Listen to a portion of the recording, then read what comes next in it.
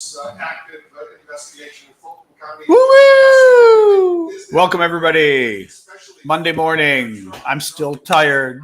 I am John Aravosis here in D.C. We are here to watch the congressional hearings on the January 6th insurrection. Let me get rolling on TikTok. Insurrection hearing. Boom. But I think it's a real Boom, boom, boom. All right. TikTok's being slow. There we go. Go live. Boom. There we go. Go live. All right. Woo. Got my water, got my coffee. I'm good here. Oh, boy. Hearing's delayed? No way. No way. Hey, Manda Bear. Look at you. Early morning, still being first. Ooh, hey Popeye. I was saying Poppy. Popeye. Tampa. Give a little shout out from where you guys are all from, if you would. Ooh, Damien. Bill Stepien is no longer going to be appearing. Trump's former campaign manager, someone saying. Ooh. That's bad. Well, I was wondering why he was appearing to start with. The Hill. Let me see. Yeah, let me see what's up on that. Woo. See, this is the view we do for these things. You get to see my kitchen. Very exciting. Very exciting. Can I adopt you? Yeah. Yeah. When I become rich, I'll adopt you. Beep, beep, beep, beep, beep, beep. Hey, Christy from Toronto. Let me see. Oh, I was looking for Stepien. Exactly. Hang on. My allergies are. And I did my everything. Well, almost everything this morning. I watch CNN. I like CNN a lot. So that's the one I've got on. Oop, commercial. That's what I've got on. Let me see. Stepien. Family emergency? Please. Please. Family emergency. Oh, there's a lot of food within walking distance of the convention center. You're right. I mean, you're right. You're right there. Yeah, you shouldn't have any problem finding lots of stuff nearby. His wife is having a baby. I mean, that would be legit. He was subpoenaed but did not want to testify and could hardly be considered a friendly witness. This doesn't have the update. No. Pulls out. Yeah, where's the... All right, hold on. Family emergency. But they don't give any more... They don't give any more information. All right. So the... Yep, family emergency. Oh, a source familiar. That sounds funny, Damien. A source familiar confirmed to Axios that Stepien's wife went into labor. Okay, all right, that backs up what you guys were saying. All right. Alice Insider says. I mean, I guess that's possible. You know, it's certainly possible.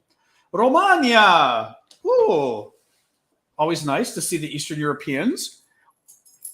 I've got my friend Damien with me here today. Damien, say hi. Hi, everybody. You're on the air. Hi, Romania. Yeah, Romania. Damien says hi. But interesting. Washington Times. Be very careful with. They're crazy. They're a paper that was created and run by the Moonies for a very long time. The Moon Cult, Sun Young Moon, and they're not. There's zero credibility from the Washington Times. Never, ever, ever trust. I mean, zero credibility. They're worse than Fox News. There's just zero. So if they're covering something, it's not a scoop. It'll always be somewhere else. Before Fox News. I mean, if it's real, it'll be somewhere else. So I would always check somewhere else. La la la. Slovenia. Australia. Romania. That's cute. It is always kind of nice. I will say, doing it at this hour is nice because we end up, I guess it's a little early for the... I've got my mic. Oh, I did have my mic on. You were correct. I had my mic plugged in and not on, Andrea. Thank you. Or Andrea, as we say from the Midwest. There we go. Oh, boy. Guest star Damien. Except that it's hard for you guys to see on the computer because it's I can't flip the laptop around. It's too hard. Finland. Woo! We love Finland. Norway. We love Finland. Finland and Sweden. Oh, is that Israel? Hello, Israel. Like you guys too. Wish your government was a touch better about helping out, but I love you guys. These are not new glasses. These are the glasses I use during the lives in general. But I think because I'm on a different angle, it looks different. Like the lighting. This is my natural lighting. My natural lighting coming in from the window. So maybe the glasses look different too. Anyway, actually, I got to get Damien on here at some point. What you doing on at this time? Oh, we're doing this as the congressional hearings are this morning. All right, just to sort of remind everybody, the U.S. Congress committee, I'm not speaking well, the select committee on the January 6th insurrection, the House put together, U.S. House of Representatives created a committee to investigate the January 6th attack on our Capitol. You remember that last year. And the committee's been investigating for almost a year and a half. And they finally, a lot of us were getting frustrated, like, what's going on?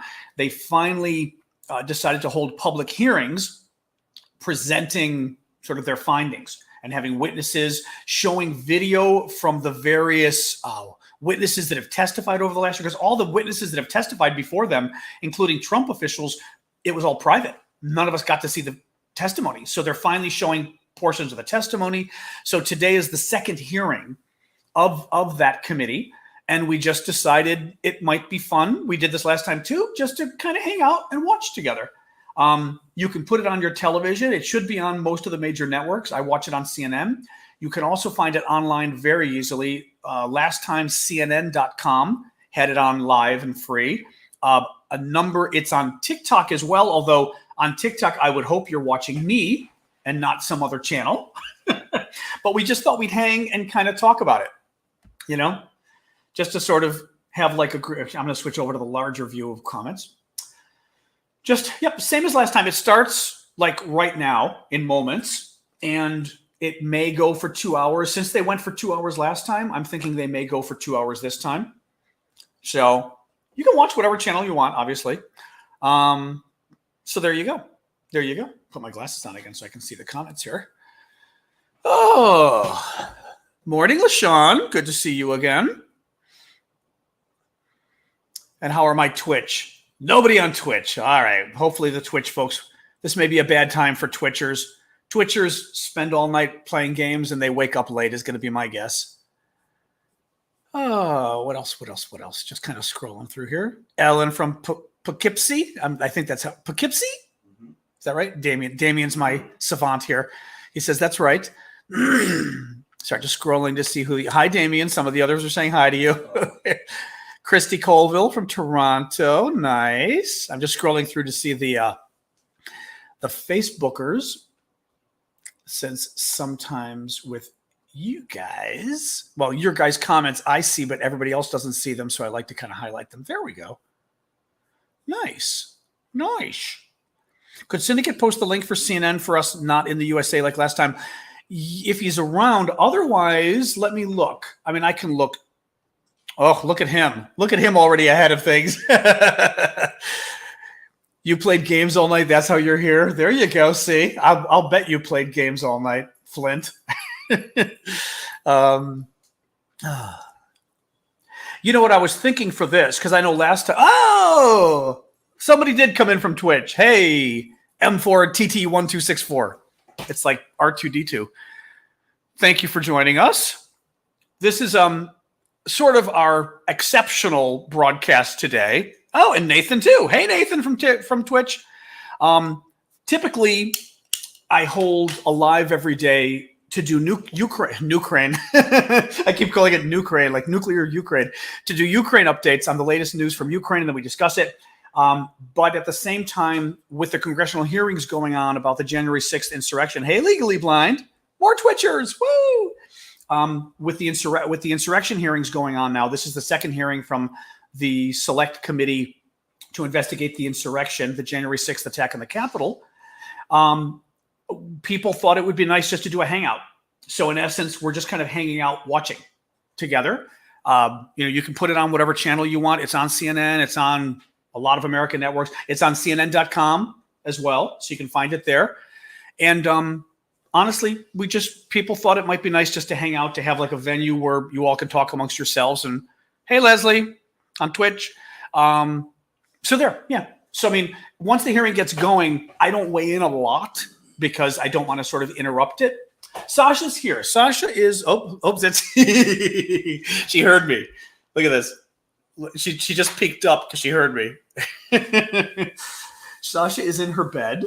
My dog Sasha is in her bed because this is hello.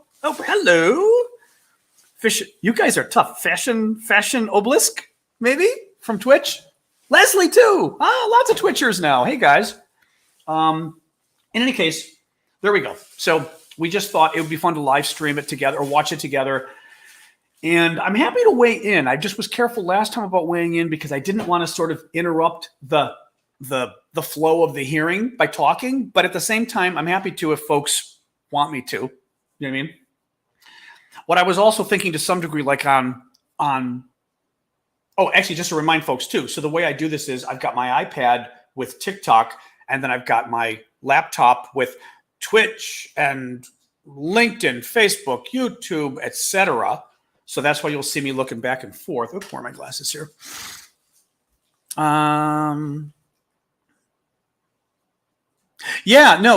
Fishing. I'm going to call you. I was just telling folks last night we had to talk about it because there was a really nice woman. Was it Joanna? I've got to look again. We followed each other on Twitch, but she was telling me I had no idea that Twitch was so that it had politics on it. Friends had said try it, but I'm thinking Twitch is games, and then I'm thinking I'm going to piss off all the gamers by doing Twitch. But lo and behold, people tell me there's a lot of politics on Twitch. So I was like, all right, let's beam to Twitch too. My Twitch handle is the same as my TikTok handle, Aravosis, my last name. I try to unify it on systems that allow me to unify it, sort of keep it the same. Here in Paris, salut Fred Cat, salut à Paris, ça va? But yeah, so Twitch, I had no idea. I'm very glad to hear that.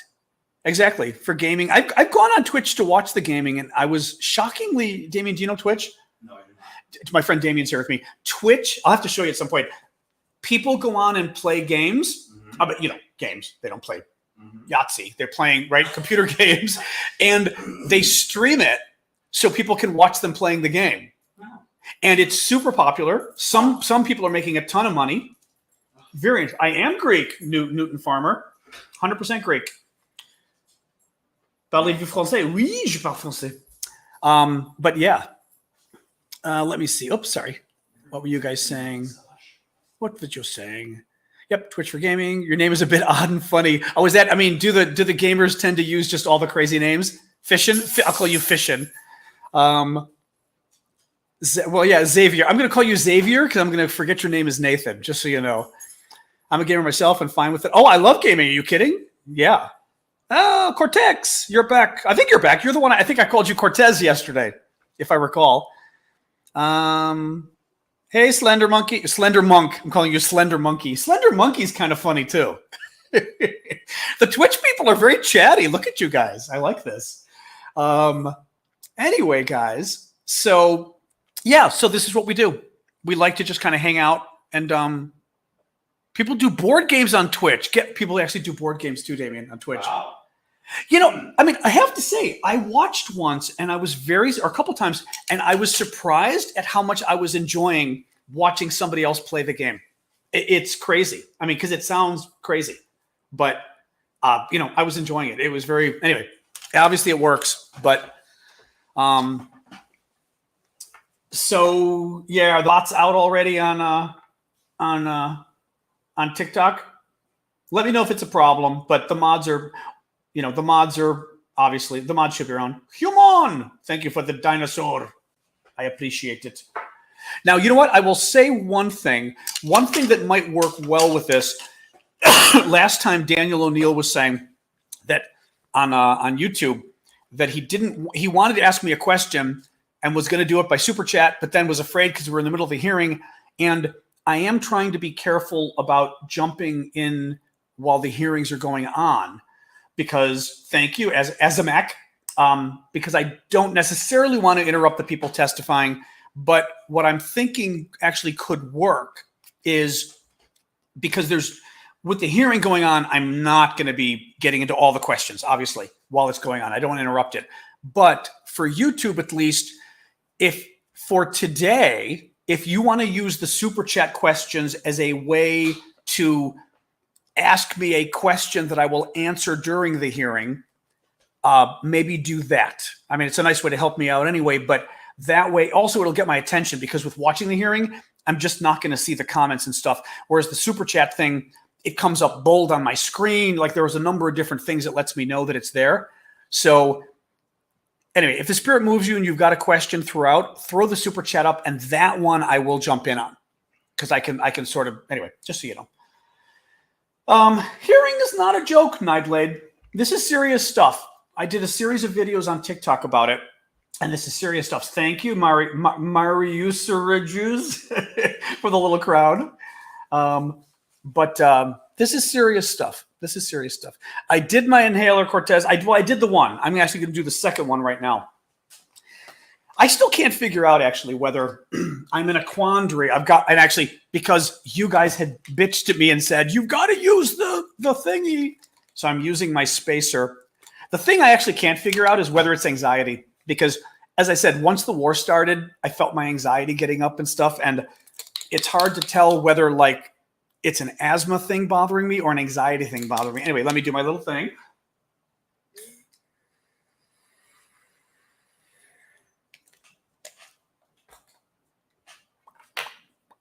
Counting to 10.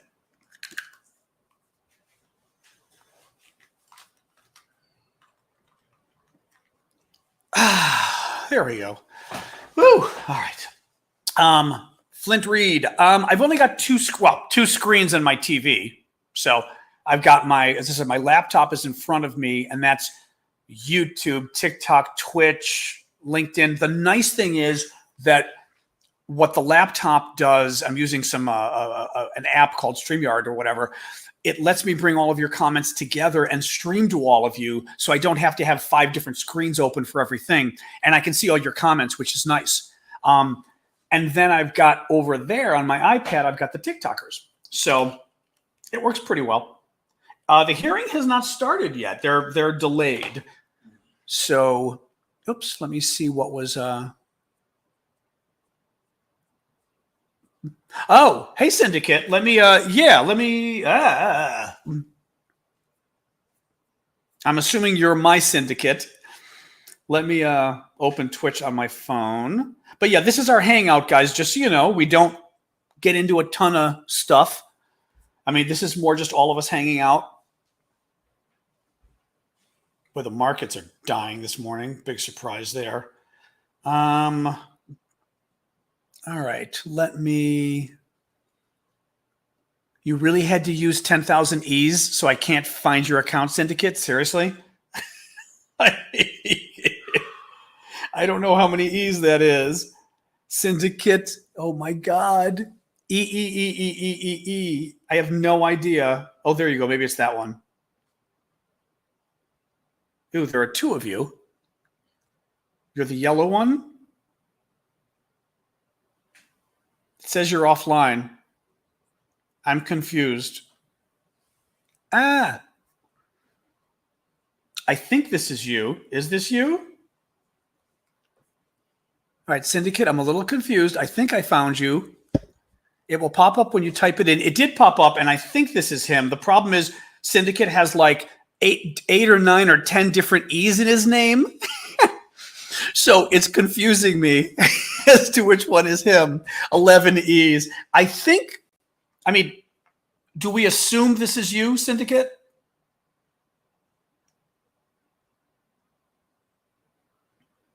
It says 0 followers and everything, so I got worried. Is that you, Syndicate? Let me know, and I'll follow. Well, it does look like it. Looks like it. I'm going to make you a mod. It better be it. Well, here, I'll follow. Here, I just followed it. See if that's your account that I just followed. Click on the chat icon on the upper right. All right. Oh, I see where I can whisper to him. Oh, I see. Okay. Hey, okay. I just messaged you, Syndicate. Message me back. Thank you for the suggestion on the chat icon. Oh, Cortex, totally got my coffee. I made a cappuccino this morning. He now has 1 follower. As long as that's, yes, okay. Excellent. All right, now let me, I've got to pull you back again. I lost you, of course. I do need to learn my little settings here. Here we go. All right, I'm following you now. How do I make you a moderator, kids? So how do I make Syndicate a moderator? Okay, I followed him. Yep. That's okay, Slender Monk. Some people do have to make a living. I understand. Hey, Leslie. Just trying to figure out how to make Syndicate a mod over here. About, schedule, videos. Nope. Whisper, share, block, report. Click his name in the chat. Oh, okay. I've got to go to the actual thing. Okay, hang on a sec. This is not easy. Boy, I'm still trying to figure out the... Hold on here. My channel. There we go. There we go. Okay. Oh, okay. Oh! I've got to go to the... There we go. I see. Timeout, ban, delete user actions. All right, guys, I'm feeling very mod. There we go. Now you're a moderator. That took a while. Okay, figured it out. Figure it out. Yep. I did it. Yep. I just have never, I am such a newbie to Twitch. Other than, like I said, I've gone on to watch some games before, but I'm such a newbie. Oh, you /mod username. Fancy. Okay. Yep. He's a mod now. Hi, Sasha. What you doing? What you doing? Huh? Hello. Hello. You know what? I'm going to give Sasha a treat so she can say hi to all of you guys. Hang on a sec. I will give you a treat. Don't worry. She gets very upset when I see. I know you like it when I do this. Yes, that I know. Okay, come here. No, come on. Come on. Come on. Any chance you think this is held up because he's not showing? Possibly. Yeah. Well, hey everybody, welcome, Sasha. There you go. You don't want your food? Oh my God, what's that about? Here you go, silly. Really? Ooh, she's being bad. All right. She's skipping. Here you go. Okay, here. All right, there you go. You don't want the food. Well, you're being a little weird this morning again, aren't you? A little bit. Hold on. Let me try the treat, see if that works. I think her stomach's been bothering her the last few days. Oh, there you go. Okay. All right. My dog is picky. I grabbed a bit of her food as a treat, and she spurned it. Then I went and got her official treats, and she ate it right away. Too funny. Oh, that is not the cookie jar. That is the jar I put her food in because I've got like a 20-pound bag of food. Yep, and the market's going down. Well, getting time for me to buy some Ethereum. We won't talk. If we talk crypto, everything freaks out. Hey, John Sarge, good to see you. Christy. Sorry, adjusting the temperature as always. My mic. You are correct. Sorry. Hey, you. Oop, lower the temperature a degree-ish. There we go. Ooh. Oops, I can put it on. Yeah, the markets are gonna. We live in Washington, D.C., Ron. Thank you, Netlin, for that. I appreciate that. Twitchers are little chatterers. I like this. No, I mean, look, we know that. Well, here's the thing: we know that Trump's campaign manager was going to be a witness and canceled at the last minute, allegedly because his wife is in labor, which is entirely possible. If he were going first, it would screw up the hearing, and they may have just found out. So if he were going first, then all of a sudden they're like, wait a minute. Like, for example, what if the second witness was showing up at 11 o'clock and the second witness isn't ready yet? So they can't move the second witness up to be the first witness. So that may be what's delaying it, is literally they lost the first hour of the show by this guy saying he was out. And now they're trying to figure it out again. And the second witness isn't ready yet or whatever. So that's my guess. Ukraine news. What is John Sarge saying is up in Ukraine? Moscow is using weapons of mass destruction, says Finland. Bodies exhumed from unmarked graves in Bucha. Ukrainian soldiers told surrender or die. Yeah. Ukraine latest, as the Finnish leader says, the Russians are using thermobaric bombs. We know that are weapons of mass destruction. Students posed for their graduation photos in the rooms of Chernihiv. Yes. Oh, I have that photo. I meant to do actually, I'll show you that one. That one's, I don't want to say neat. It's poignant. That's probably a better way of putting it. Let me show you this one. Let me show you. This is an interesting story because initially I saw the photo and I was a little divided on it because I was like, what is going on here? But students in, where did you say? Was it Chernihiv? Chernihiv, Ukraine, where obviously their graduation's been ruined. Their school was bombed and destroyed. And they had all of their nice graduation clothes and, Kharkiv, excuse me. It says Kharkiv, but Chernihiv, I'm guessing, is on the outside. So they went to the ruins of their school and took their graduation photos. Look at this. And I'll show you guys in a second on TikTok. Isn't that wild? I mean, look at this. That's her graduation photo at school. That's her school behind her. I mean, it's also a beautiful dress. I mean, she's stunning. But isn't that wild? And sad. Oh, you know what? And just for yucks, I will flip my camera because you never know on TikTok if by chance. Oop, hello. Now I don't know which way. There we go. There we go. But yeah, very sad. Very sad. It is very iconic. At first I saw the photo and I was almost taken aback when I first saw it. I was like, wow, why would someone like pose in front of the ruins in a dress? And I didn't realize like it was, like I said, it was her thing. Yeah. Yeah, Leslie. I mean, really. And also she looks stunning as well, which only adds to the thing because she's so stunning in that dress. Oh my. Yeah. The market's tanking, but too much. TikTok is troll infested, Nathan. This is true. We do have mods though, and the mods do a good job. But TikTok, the Russians are not thrilled with my TikTok. And then you add to the fact that today we're talking about the insurrection, so you got a whole other crowd that isn't thrilled about that either. The percent of Ukraine under Russian control now is around 20%. And it is. Since I have my handy dandy map, I will show you if I can fit it in. There we go. Pretty much this is under Russian control. This was 2014. They stole it.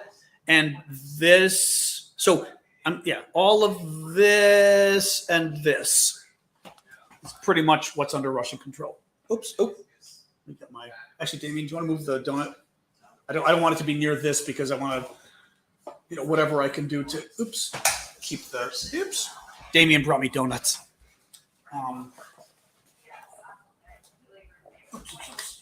Here we go. Actually, that works. Perfect.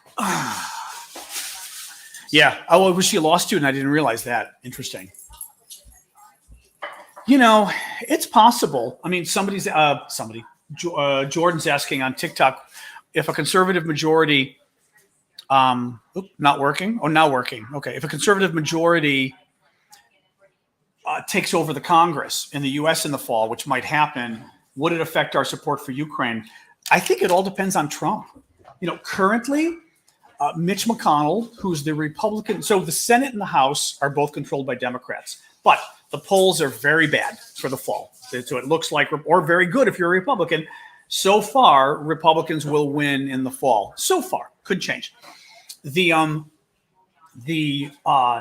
Mitch McConnell, who's the top Republican in the U.S. Senate, has been crazy supportive of Ukraine. Crazy support, great support, which is good.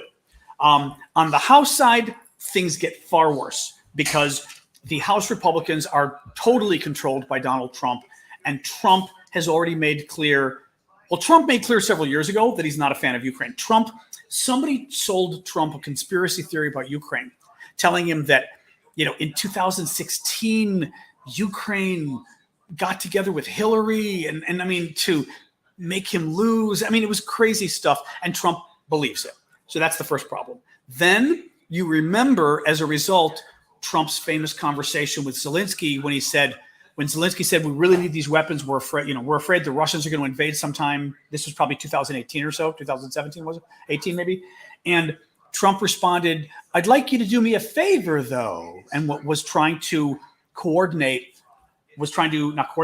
link the provision of aid to Ukraine helping Trump dig up dirt on Biden, even if it was fake dirt. So Trump recently commented about the $40 billion with a B, the $40 billion aid package that Congress just passed for Ukraine. Trump commented about how we should be spending this money at home. And that is a far, far right nativist argument that not many people in the U.S. use, but Trump used it. And it worries me. It worries me because that Trump's supporters in Congress are terrified. Some of them love him. The rest are terrified. So they're never going to disagree with him. So if Trump says, stop supporting Ukraine, they're going to go, yes, sir. Right. Or jawohl. The other problem is that, Trump supporters among the grassroots, among the regular people, they worship him. So Trump says, now we hate Ukraine. They're going to go, we hate Ukraine. So unfortunately, it's all going to come down to Donald Trump, I think, unfortunately. Yep, hearing's delayed. Clearly problems here. January 6th. Well, January 6th, it depends how you want to. Legally Blind says January 6th was the worst terrorist attack in American soil since 9/11. Oh, I'm sorry, since 9/11, absolutely. I thought you said worst terrorist attack. I was going to say, depends how you look at it, because 9/11 has more deaths, but this was literally about overthrowing our government. Now, Adoption Mama, just so you know, the reason I and many other people don't do captions on our videos on TikTok, there's a few reasons. One, TikTok gets the captions wrong. I kept trying, and I'd go back, and they kept screwing up, and I finally stopped when, at the beginning of the war, I did a video, and I mentioned, and maybe it was the first video, but I mentioned that Russia invaded Ukraine, and what did the captions say? I didn't know till later. Russia invaded Korea. And everybody in the comments is going, oh my God, Russia invaded Korea? And I was like, oh my God. The second reason is TikTok famously kills content that is news content, and especially that is content about Ukraine. And if I put on the captions, a number of creators believe this, there is a much greater risk that TikTok will ban my content, because they will just see words like Russia, Ukraine, war, etc., and they'll ban it. So unfortunately, because of the way TikTok is set up, I really can't use the captions. I'm sorry. But again, they suck anyway. But interesting that it's delayed, but what do you do? A viewer bot. So what is a viewer bot, Slender? Teach me here. I'm learning my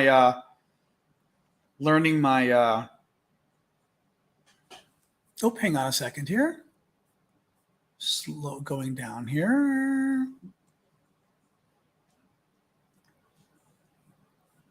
Hang on.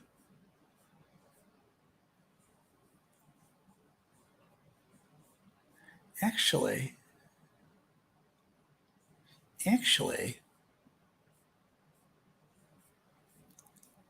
I'm looking here at Legally Blind's comment. Oh, hey, Manda. I will definitely mod you there. I didn't realize you were over there. Thank you. Mod. You're a mod. Now, Legally Blind, I am trying to see if the comment you wrote directly to me is showing up on my thing over here. Oh, no, so Twitch also has channels dedicated to watching Rift Classic Mystery Science Theater. Oh, my God. That's funny. Oh, my God. Mystery Science Theater. I'll have to look. That's really funny. That's really funny. Well, YouTube, okay, YouTube does subtitles, so you can just turn them on yourself. That's good. Oh, nice. Okay. Here from Syndicate.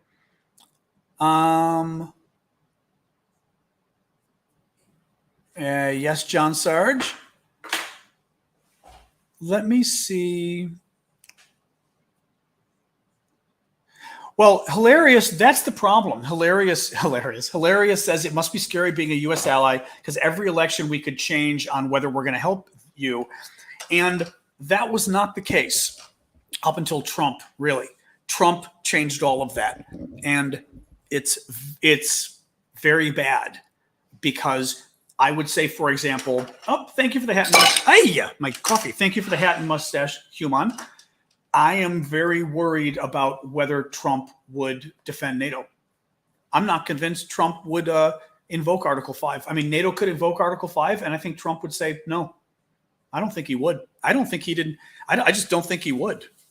And that worries me, because now it means even like, not that Ukraine, sorry, Sasha's blanket is off. Let me get it. All right, here you go.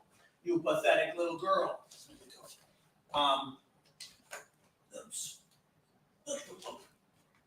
You're allowed to jump in and speak, Damien, since this is just a conversation. If you have anything to add about what we're talking about. I'm adding the. You're getting frustrated? I'm getting very frustrated. Why? I'm not buying his wife went into labor. Oh, I don't think it's true either. I think I think that they didn't have somebody Trump checking in with everybody all the time and knowing this stuff. Yep. And now here we are. And Trump weighed in and got this guy to kill his testimony. Yeah, my friend Damien is saying the same thing. He's saying he's getting pissed. He says, I'm not buying the fact this guy's wife went into labor. I agree. I want to know the name of the hospital, the doctor. No, I think you're right. Mm-hmm. I think this is bullshit. The timing. Okay, I really just put your blanket on and now you're doing this? Really? All right. Look, man, you know who I used to work for. Somebody would be dead right now. Yeah. This were her committee. Yeah. No names. It's a Twitch ban offense for the streamer, so they'll show up and it's instant ban for those comments. They're bots that show up to your streams popular on Twitch and say, hey, stop. Want to become famous and provide a link to a bot website. Want to become famous. I mean, that actually works for people. Want to become famous?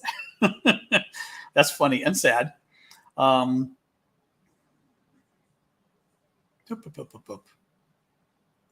Interesting. Okay, interesting. 15 viewers. We're at an all-time high on Twitch. Woo! Actually, no, that's not true. That's not true. We had 25 unique viewers yesterday, I believe. So I shouldn't have said that. Oh, and make sure to follow me on Twitch because I'm hoping to get to that next level that I can have subscribers and all that kind of stuff. And then eventually we will decide about doing the affiliate thing on Twitch because I have to do that as a unique broadcast, and I just got to decide if it's worth it because I'd have to do 2 of these a day. But if Twitch, if Twitch is popular and it can be monetized, I would do it because I'm doing this full time. That's why I mentioned the monetization. I'm trying to find a way that I can just keep doing this stuff full time. Can somebody on TikTok explain what Twitch is, since a number of folks are asking? Thank you.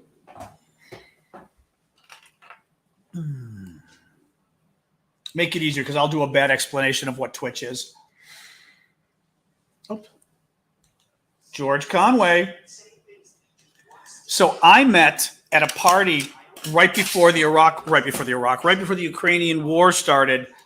I was at a book party and I met George Conway, Kellyanne Conway's husband. And he was nice. I liked him. I mean, I basically thanked him for what he's doing because a lot of folks on the left don't thank. They get mad at people on the right who do the right thing, and they say, "Look at how Damien's going," because they get mad. Actually, you were with me at the party. They get mad and they say, "Why are you thanking him? He did lots of bad things over the years." Blah blah blah, and they're not wrong. The thing I always tell people is, if you want bad people to defect and do good, then you've got to accept that they were bad people, or maybe they are bad people, right? But if you want the bad people to do good, then you don't criticize them when they do good. And George Conway's been, whether you trust him or not, he's been very outspoken, you know? So, TikTok, I can't do subscribers yet on TikTok because it hasn't been enabled. They only enabled it for a select few people. And or if someone invites you who has invites to give, but I have neither. So I cannot do the subscriber thing on TikTok, or I would definitely look into it otherwise. Twitter, not sure. Just looking again at what we got going on here. Oh, that's cute. I'm looking at different things here. 15 on Twitch. Very good today, guys. Facebook, not so good today. Oh, God. Well, what would it take to get my blue check on TikTok? Who knows? Will it put up a petition to get verified? What, you may put up my own petition? Thank you, Human, for that. No, I wouldn't mind getting verified just because it helps to make sure nobody I'm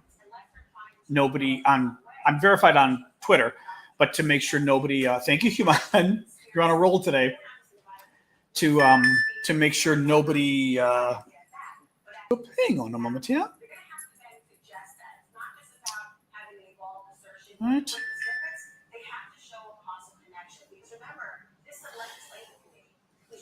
You're okay, Sash. Relax. My dog, oh my God, my poor dog. My dog is hearing Syndicate decided to message me, Sash. So my poor dog has learned every time she hears the phone go off of any noise, she assumes it means someone's coming over. Because my friends will text me like Damien will text me and say, "I'm coming up." And she's learned. Human, you're on a roll today. Thank you. She's learned that when the sound goes off, sometimes people are coming over. So let me see here. Syndicate's sending me some Twitch updates. Streamlabs. Oh, Streamlabs does. You can merge the bot from YouTube with Twitch. Okay.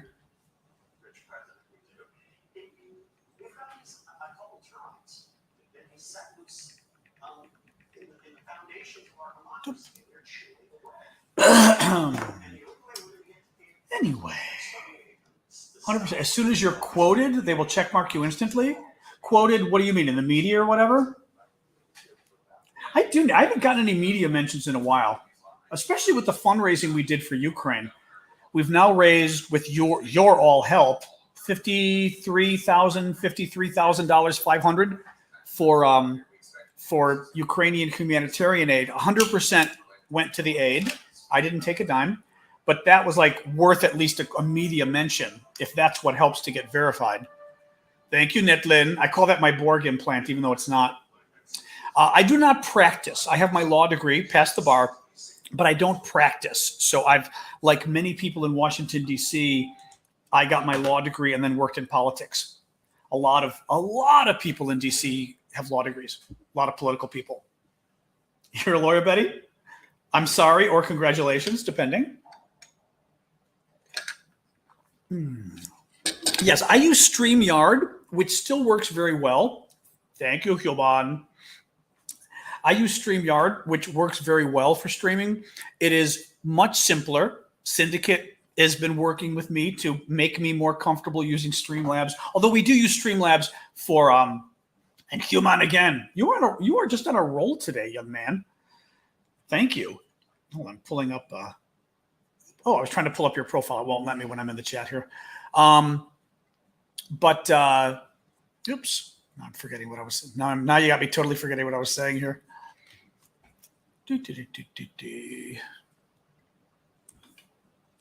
Monkey, are you off? Thanks for joining us. Ooh, quoted in the media. Interesting. I mean, I've got a ton of older media. I'm all over the media. I just haven't been on in a few years. I mean, I've got a ton of television. I mean, you name it. I'm just not on in several years. So I love this is my Scotland mug. This is when Starbucks used to make really cool mugs. Look at the size of this thing. I mean, it's enormous. I use it for coffee and it makes me very happy. TikTok froze? Uh-oh, TikTok froze. All right, guys. Fuck. All right, I'm going to have to, damn it, TikTok froze. Shoot. I've got to end and come back. I hate that because then I lose people. Shoot. There we go. All right. Okay, thanks. I just stopped and started again. I didn't even do anything on TikTok. It just freezes sometimes. I don't know why. Very annoying. Very annoying. Hey, Duday or Dutta Day. It just froze. Who knows why? I shall put the comment in there. I will put the comment in there.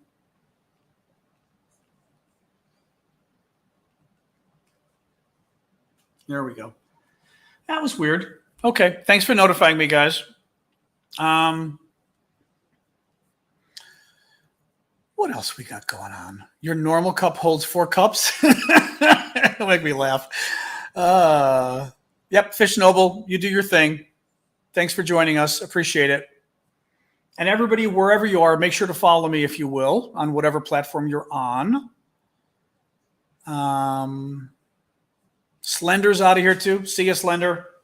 This sucks that the hearing is, that it's delayed. Something weird. This is very weird. I'm with Damien. The timing's just too weird.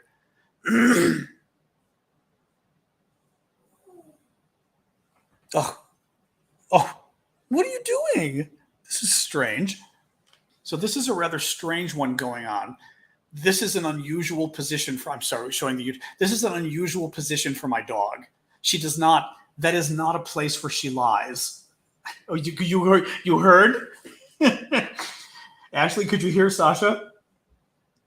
That's very funny if you heard her.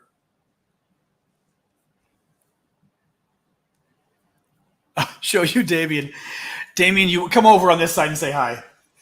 Nathan on Twitch is saying, show me Damien. All right. Well, here, you can try to get in the way of both cameras and say hi. Hi. That's Damien. That's me. Dave, you know what? Say hi to Sasha. She's hi. Well. She actually put her blanket back in there. Would you? Yeah. She wants your attention.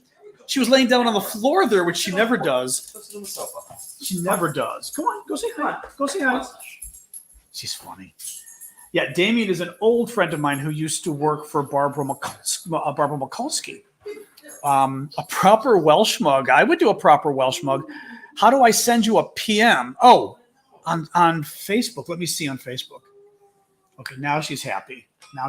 See, she's got Damien over there. There we go. On the couch. You're okay. I know you're okay. I know. She's waiting for the hearings. I know. Sasha's very frustrated that the hearings are taking too long to start. But yes, my dog, somebody I think noticed, my dog speaks, which is the funniest damn thing. She speaks. So she was getting annoyed that she wasn't getting attention, and she was like, and I think, Ashley, you heard it or somebody heard it on the mic, which is funny. All the time. Oh, you're getting lots of highs on TikTok. On Facebook. No, on YouTube. I'm sorry. They're all like, hi, Damien, hi, Damien, hi, Damien, hi, Damien. Who is this? They're just. Confirm what he already knew. He said he's one of the finest political consultants So in the what- country, and that we're going to hear that he followed the numbers, followed the data, and advised the president as to what he saw. And an interesting side note to all of this, Jake, is that Marino has been seen. See, so that's okay. So assuming the guy's, it doesn't even matter if the guy's telling the truth or not. The holdup supposedly is this guy's wife is oh God, tell me my TikTok didn't freeze again. Let me know, guys. Did the TikTok freeze again or not? On YouTube. Kid wants a sandwich. That's totally allowed, Nathan. Did the TikTok freeze or not?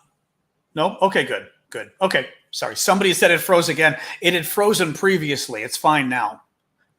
Actually, I exited and came back in. So you might need to leave and come back in if you're still in a frozen TikTok. That's possible. I had to restart the feed. So that's entirely possible. Oh, so I was thinking what might be going on is for whatever reason, the witness isn't showing up. They've decided they're going, instead of him, they're going to, because he did hours of hours of testimony before the committee. They're going to go and pull segments of his testimony and show that instead of him speaking live, which is a great idea, but they hadn't planned for it. Damien, I got to say, they should have planned for it, right? I mean, this guy's wife was pregnant. Now, first of all, he must have told them. He must have told them. I don't know that he would have. See, he's a dick if he didn't tell them. Now, he may have been, hi, I can't help you, Sash. Okay, Sasha, come on. Sasha, go on up. She wants me to give her a TREAT, but she's not getting that at this hour. No, go on to Damien. Go on. So I think that's what's going on. Somebody's here. Last night was bad on Facebook. What does that mean? What does that mean? So yes, that's what's going on. They are trying to go through all of his old testimony. Could be 10 hours of testimony, who knows, and grab snippets to show instead of him speaking. That's my guess. And they've got the other guy here, so they may start with the other witness, which gives them time to go through, because you're grabbing clips. In other words, you're putting together a production in 1 hour, grabbing clips, making them work. So that's my guess as to what's going on. Oh, see, now, just for the record, Miss Don't Quit Your Day Job is exactly an example of who we block. Bye-bye. Bye-bye. Honey, I got so much more experience than you. It's not even funny.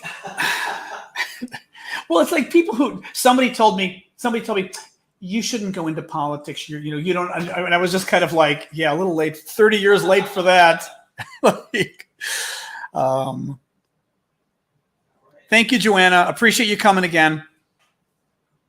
As I said, this is sort of an odd little, is he speaking? No, He's about to speak, though. Yeah, they sat him. I will fail today. Okay, they're going to start momentarily, guys. So we shall see. Oh, I couldn't see or read you. Interesting. Okay, well, let me hang on a second. Oh, that's Zelensky. It's the wrong one. Hang on.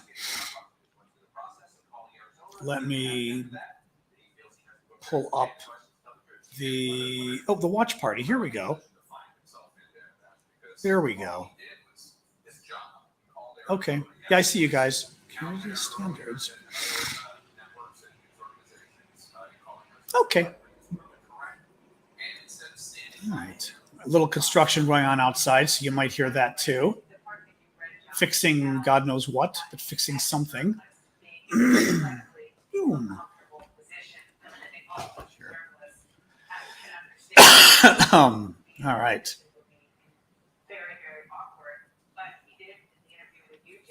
Okay, no problem. Thanks, Joanna. The hearings were delayed, Thomas. Yes. Allegedly, the main witness's wife just went into labor. We're all a bit suspicious.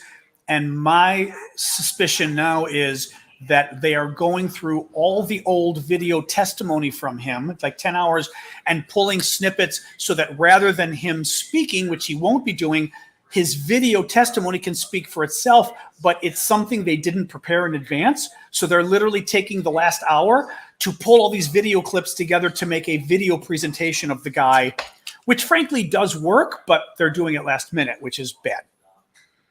You know? Oh, did they actually do that, Legally Blind? The jury forgot to fill in the damages line on the verdict form of the Johnny Depp trial? That's funny. You're not too old to be a politician. You're in your prime. I hope I'm in my prime. As my gray hair sticks up. TV. On the TV? I'm not on the TV, Brett. Oh, here we go. Now they're starting. All right. Syndicate's back. All right.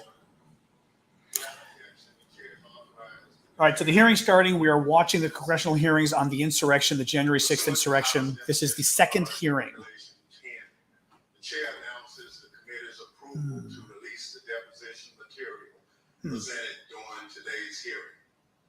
Good morning. Last week, the select committee laid out a preview of our initial findings about the conspiracy overseen and directed by I should have Donald put up Trump an intro. to overturn the results of the 2020 presidential election and block the transfer of power. A scheme unprecedented. Sasha, what do you want from me?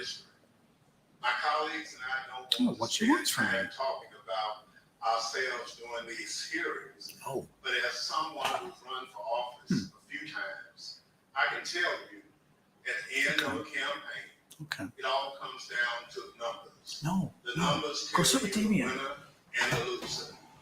For the most part, the numbers don't lie. But if something doesn't add up with the numbers, you go to court to get resolution. That's the end of the line. We accept those results. That's what it means to respect the rule of law. That's what it means to seek elected office in our democracy. Because those numbers aren't just numbers, they're votes. They're your votes. They are the will and the voice of the people. And the very least we should expect from any person seeking a position of public trust is the acceptance of the will of the people, win or lose. Donald Trump didn't. He didn't have the numbers. He went to court. He still didn't have the Relax. numbers. Fucking relax. But he betrayed the trust of the American people. He ignored the will of the voters. He lied to his supporters and the country. And he tried to remain in office after the people had voted him out. And the courts upheld the will of the people. This morning, we'll tell the story of how Donald Trump lost an election and knew he lost an election. And as a result of his loss, decided to wage an attack on our democracy. An attack on the American people by trying to rob you of your voice in our democracy. And in doing so, lit the fuse that led to the horrific violence of January 6th, when a mob of his supporters stormed the Capitol sent by Donald Trump to stop the transfer of power. Today, my colleague from California, Ms. Lawford, and our witnesses will detail the Select Committee's findings on these matters. But first, I will recognize our distinguished Vice Chair, Ms. Cheney of Wyoming. Oh, good. An opening statement she'd care to offer. Here's Cheney. You get him, Cheney. Thank you very much, Mr. Chairman. Last week, as the chairman noted, our committee began outlining a 7-part plan overseen by President Trump to overturn the 2020 election. Today, we will begin looking at the initial part of that plan. President Trump's effort to convince millions of Americans that the election was stolen from him by overwhelming fraud. A federal court has already reviewed elements of the committee's evidence on this point and said this, quote, "In the months following the election, numerous credible sources from the president's inner circle to agency leadership and statisticians informed President Trump and Dr. Eastman that there was no evidence of election fraud," close quote, sufficient to overturn the 2020 presidential election. The court's opinion methodically documents each of the principal reasons for that conclusion, and I would urge all those watching to read it. Today, we will begin to show the American people some of our evidence. It's like a very old mom outfit, isn't she wearing? Damien? It's It's like Aunt B or something.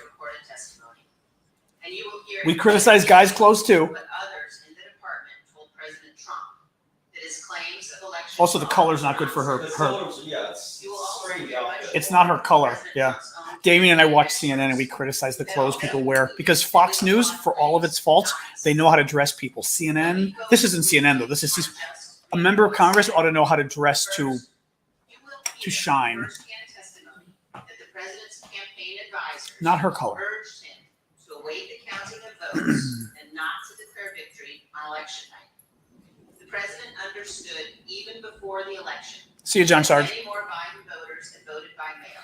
It does Because wash around. President Yeah. Trump ignored the advice of his campaign experts told his supporters only to vote in person. Donald Trump knew before the election that the counting of those mail-in ballots in several states would not begin until late in the day and would not be complete. So what the 50s called, Liz. They want their pantsuit back. Yeah. Widely known.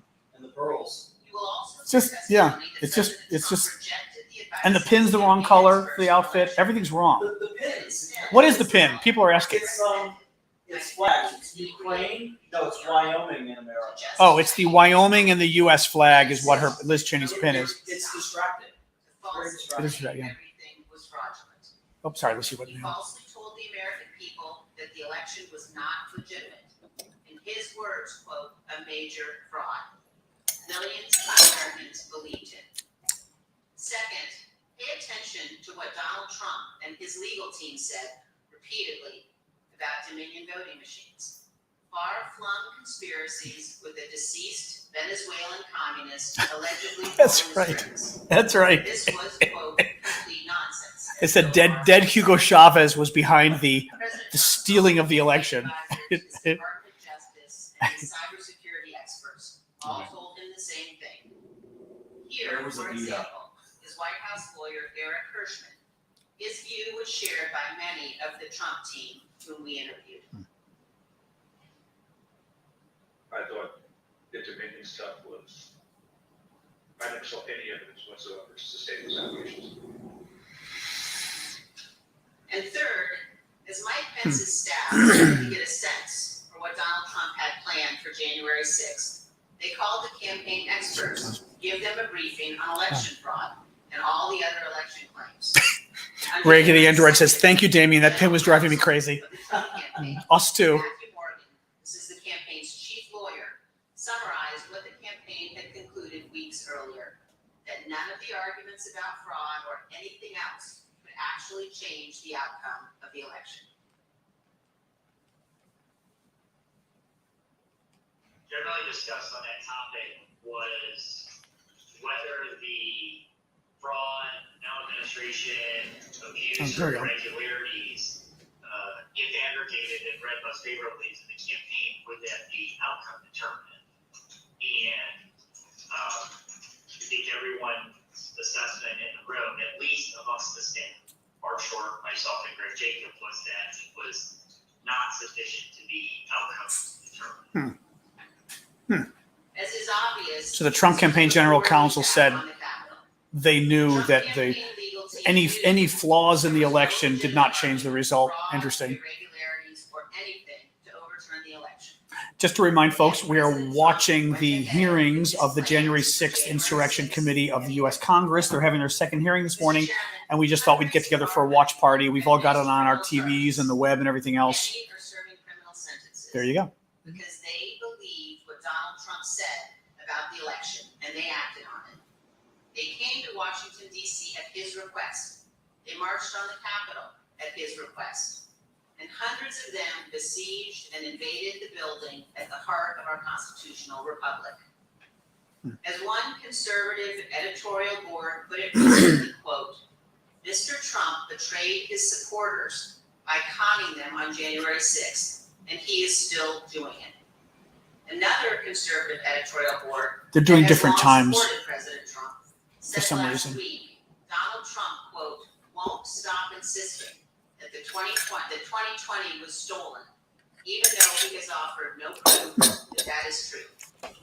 And this, Donald Trump now, quote, clings to more fantastical theories, such as Dinesh D'Souza's debunked 2,000 mules, even as recounts in Arizona, Georgia, and Wisconsin confirm Trump lost. Those are the correct conclusions to draw from the evidence gathered by this committee. We have much more evidence to show the American people on this point than we can reasonably show in one hearing. But today, we will begin. Thank you, Mr. Chairman. I yield back.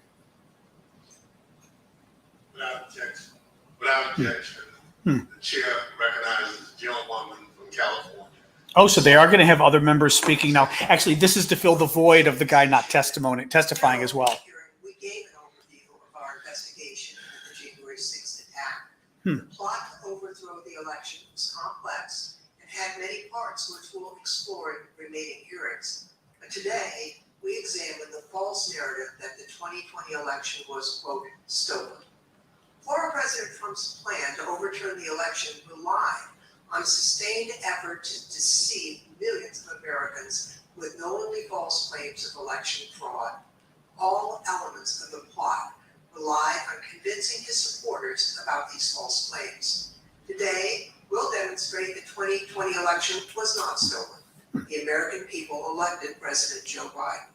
We'll present evidence that Mr. Trump's claims of election fraud were false, that he and his close advisors knew those claims were false, but they continued to peddle them anyway, right up until the moments before a mob of Trump supporters attacked the Capitol. We'll also show that the Trump campaign used these false claims of election fraud to raise hundreds of millions of dollars from supporters who were told their donations were for the legal fight in the courts. But the Trump campaign didn't use the money for that. The big lie was also a big ripoff. The former president laid the groundwork for these false claims well in advance of the election. As early as April 2020, Mr. Trump claimed that the only way he could lose an election would be as a result of fraud. Yeah, if she, let her out. You can, you know the drill. Although she's not going to like that. See? She was a staffer, by the way, on Watergate. Who was?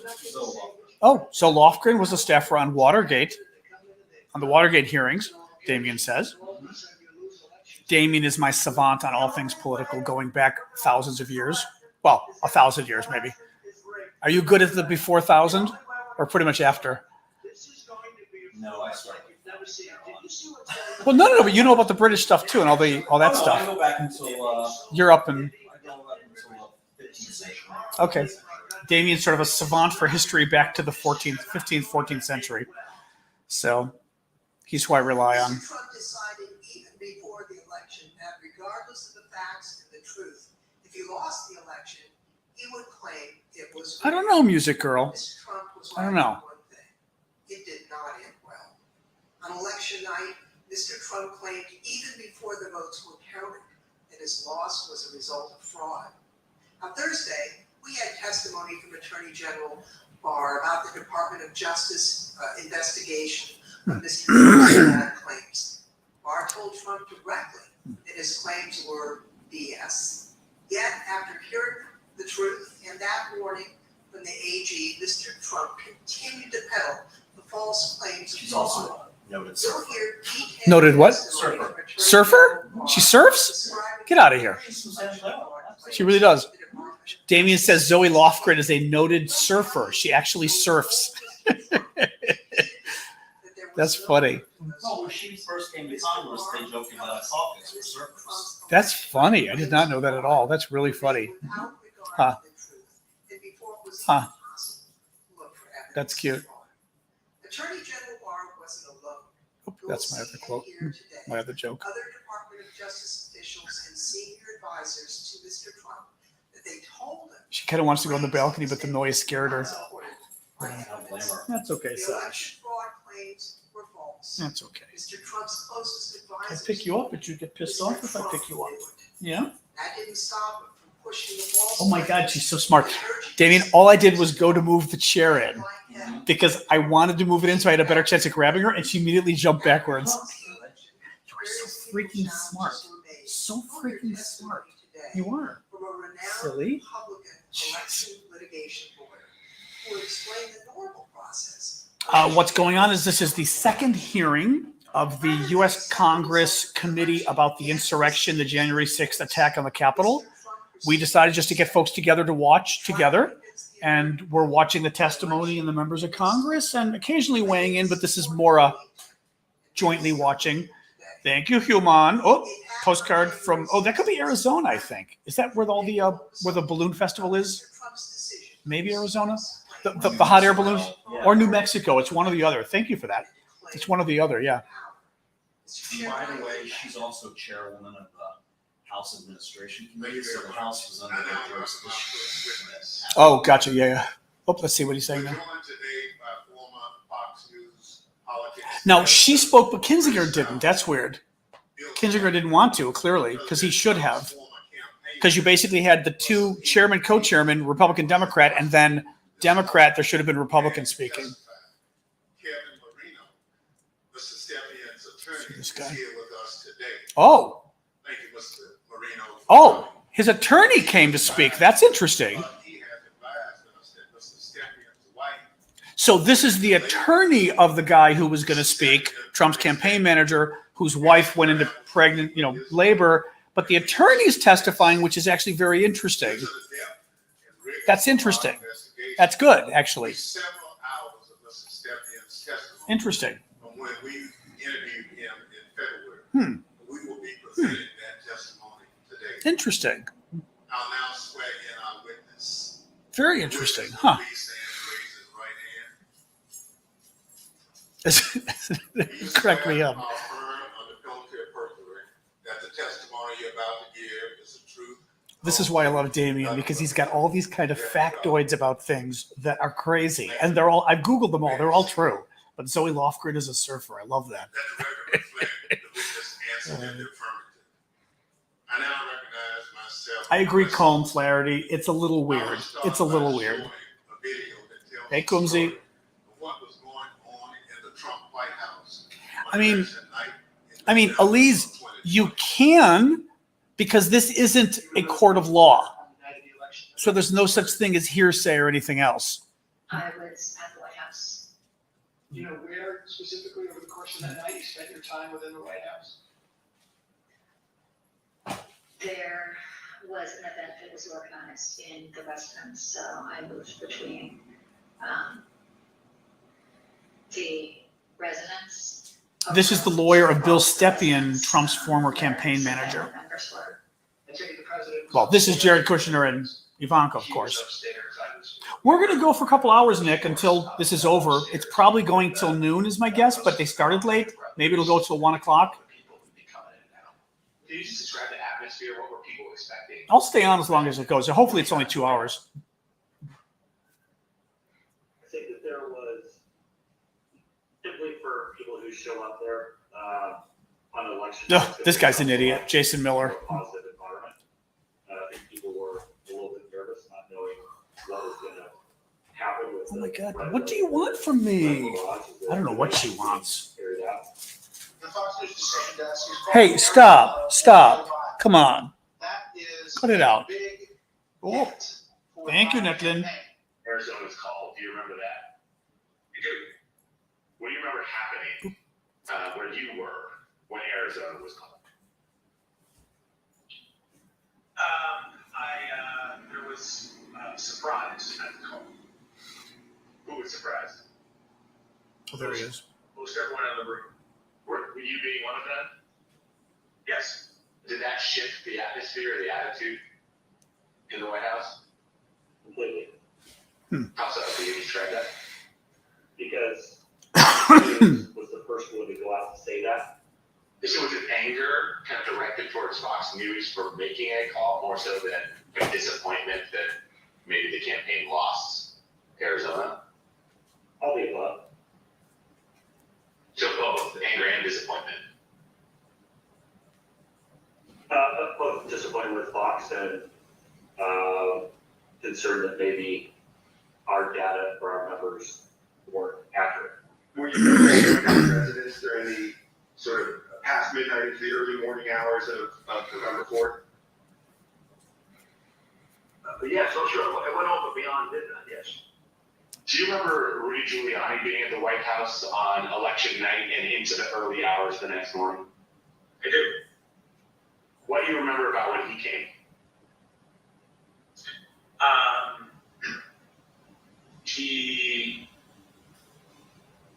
He was, I heard that he was upstairs, in that aforementioned reception area. And Aforementioned he was looking says to talk that. to the president, And he's a it lawyer. was suggested instead that he come talk to several of us down off the map. You said that you had heard that Mr. Giuliani wanted to talk to the president and then he was directed your way. Did you end up talking to Mr. Giuliani when he was directed your way? I did. What was that conversation? A lot of conversations were directed my way. A few of us, myself, Jason Miller, Justin Clark, Mark Meadows, gathered in a room off the map room to listen to whatever Rudy presumably wanted to say to the president. Was there anyone in that conversation who, in your observation, had too much to drink? Rudy Giuliani. Tell me more about that. What was your observation about It was funny. that discussion about what the president should say when he's addressed the nation on election night? And the mayor was definitely intoxicated, but I did not know that his level of intoxication when he spoke with the president personally. We've already many discussions with the people I mentioned, Mr. Steffi and Mr. Meadows or anyone else, Okay, sir. about whether the president should make any sort of speech on election night. I mean, I spoke to the president. Hey, the president, but president, spoke to the president several times that night. There were suggestions by, I believe it was Mayor Giuliani, to go declare victory and say we wanted outright. It was far too early to be making any calls like that. Ballots were still being counted. Ballots were still going to be counted for days. And it was far too early to be making any proclamation of that. I remember saying that, to the best of my memory, I would say that we should not go declare victory until we had a better sense of the numbers. Okay, can you be more specific about that conversation, in particular what Mayor Giuliani said, your response, and then anybody else in the room's response? I think effectively, Mayor Giuliani was saying, we want it.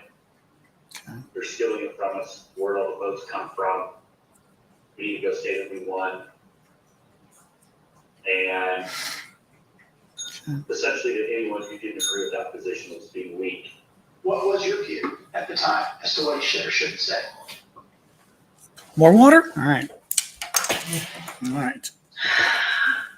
I don't know that I had a firm view as to what he should say. I don't know if she has a strong view, Damien. The results were still being counted. It was becoming clear that. I don't know if he has a victory strong could view. not be held, on election night. Totally fake, I believe in my opinion. my recommendation was to say that votes were still being counted. I'm gonna put some micro sauce on because now I'm getting hungry. To Are you hungry? You're right. too early to call the race, but He looks very young.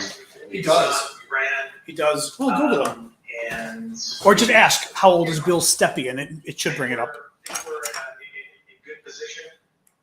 And we'll have more to say about How old this is Bill Steppe? the next day, or the next, whenever we have something more to say. And did anybody who was a part of that conversation disagree with your message? Yes, Who was that? the president disagreed with that. I don't recall the particular words. He thought I was wrong. He told me so. And, that they were gonna, go in a, he was gonna go in a different direction. This guy was fired by Steve Chris Christie because he had quote What? lost confidence in Steppe and his judgment Interesting. Okay, so maybe Steppe is, for his role in remember the Fort Lee closure scandal, Bridgegate. Oh, yeah. Yeah. That's funny. He approved it. Oh, funny. What a loser. Wow. Mr. Sidewalk, did President Trump have any basis to declare victory on November 4th, 2020? Thank you. Mr. Stepien also testified that President Trump had no basis for declaring victory at that point in time.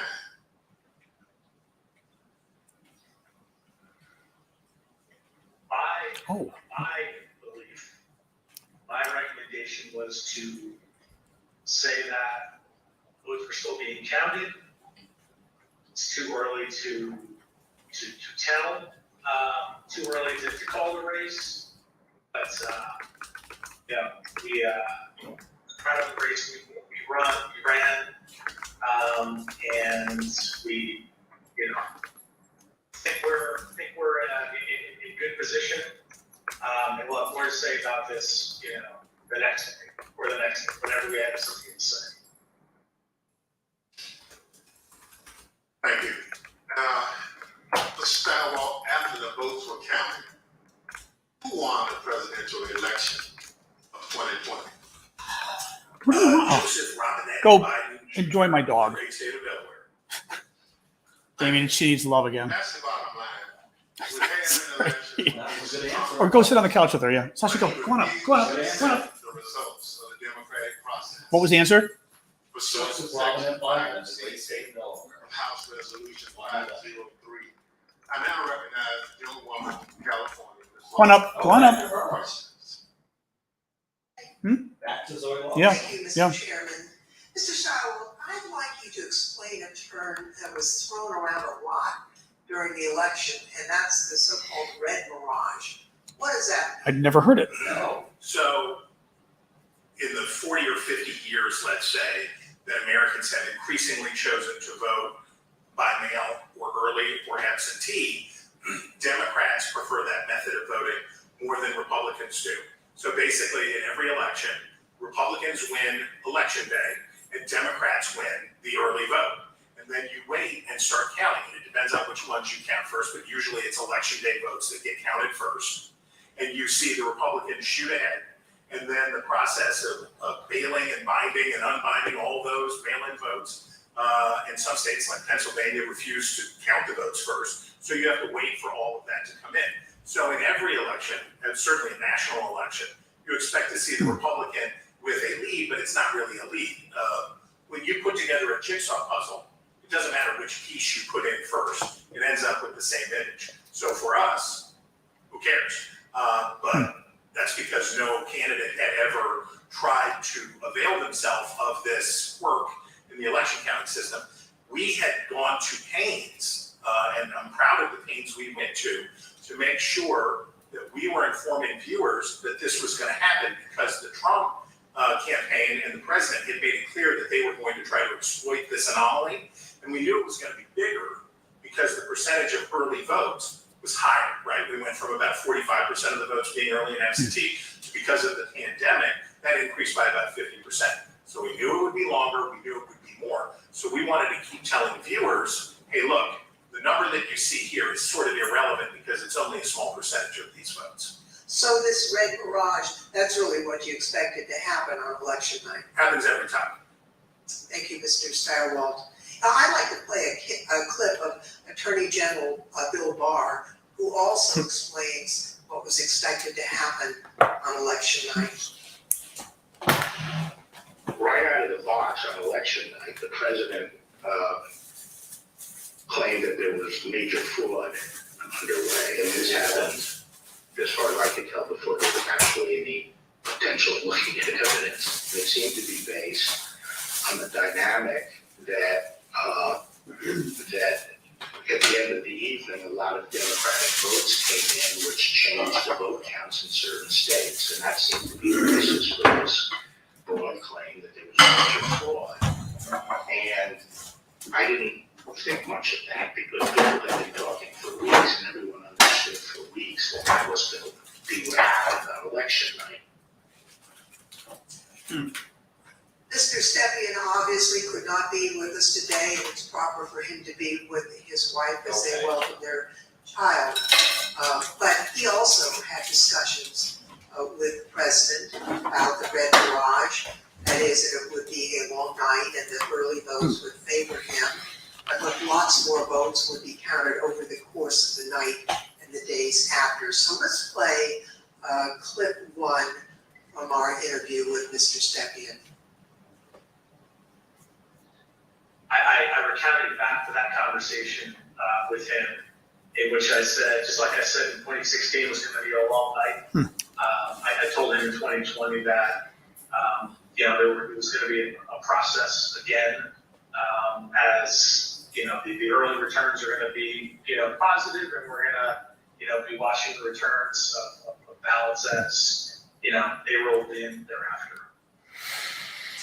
So, is it fair to say you're kind of presenting what you thought would be a realistic picture of what might happen over the course of that being election night? That night, the days that follow. Yeah, I always told the president the truth, and I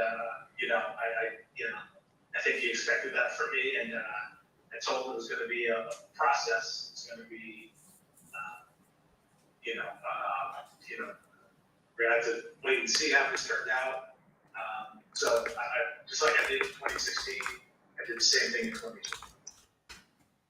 So let's watch a short clip of President Trump speaking after he received that information from his campaign advisors. We want all voting to stop. We don't want them to find any ballots at 4 o'clock in the morning and add them to the list.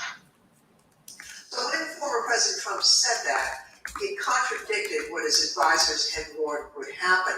We all know that mail-in ballots played an important role in the 2020 election. However, President Trump continuously discouraged mail-in voting. Mr. Stepien was so concerned about the president's position on mail-in voting that in the summer of 2020, he met with President Trump along with House Minority Leader Kevin McCarthy. Let's play clip 4. Meeting that was had, in particular, I invited Kevin McCarthy to join the meeting, he being of like mind on the issue with me, in which we made our case for why we believed mail-in voting not to be a bad thing for his campaign. The president's mind was made up, and you understand, how many times to, go to the well on a particular topic. Yeah, I understand. Tell me a little bit more about the argument that you and Mr. McCarthy made to the president in that meeting as to why it wasn't a bad thing that mail-in voting was available. Largely two pillars to that argument, both of which I've previously mentioned. One, leaving a good deal to chance, pushing or urging your voters to vote fully on election day leaves a lot to chance. That's A. And B, also previously mentioned, the fact that the Trump campaign, Republican National Committee, Republican Party had an advantage of grassroots workers and volunteers on the ground that would allow, an advantage to enhance return rates of ballots that were held. Those are the two pillars of the argument. I see. And what, if anything, do you recall Representative McCarthy saying during that meeting? We were echoing the same argument. I mean, his words echoed mine, and vice versa on those two topics. Mr. Starwell, you were at the decision desk at Fox News on election night, and you called Arizona early for President Biden, which was controversial. Thanks, Netlin. How did you make that call, and where did you think the race stood in the early hours of the next day? Well, it was really controversial to our competitors who we beat so badly by making the correct call. Oh, first. he's the guy that was fired from Fox. Our decision desk was the best in the business, and I was very proud to be a part of it. This guy was fired from Fox News because Republicans complained he was the guy in charge of all their data election night, and he determined correctly that Arizona went for Joe Biden, and the Republicans Trump got so pissed at him that Trump insisted he be fired and got the guy fired. A long time, he was there for 10 years or whatever. He's their numbers guy, and the guy was totally right, called it right, and Trump got pissed off. So what you're waiting to see is, do the actual votes match up with the expectations in the poll? The real Thank you, Marcy. Testing the quality of your poll in targeted precincts and in targeted places. And let me tell you, our poll in Arizona was beautiful. And it was doing just what we wanted it to do, and it was cooking up just right. And at some point, and I forget exactly who, but at some point it became clear that Arizona was getting ready. I'm watching CNN. So we around. They fired him, let him go, pushed him out, whatever. He was forced out of Fox News of his job because Trump got pissed that he called Arizona for Biden when it was accurate. You have, the best people from academia, Democrats, Republicans, a broad cross section of people who had worked together for a decade, who were really serious about this stuff. So we knew it would be a consequential vote because it was one of 5 states that really mattered, right? Wisconsin, Michigan, Pennsylvania, Georgia, Arizona were the ones that we were watching.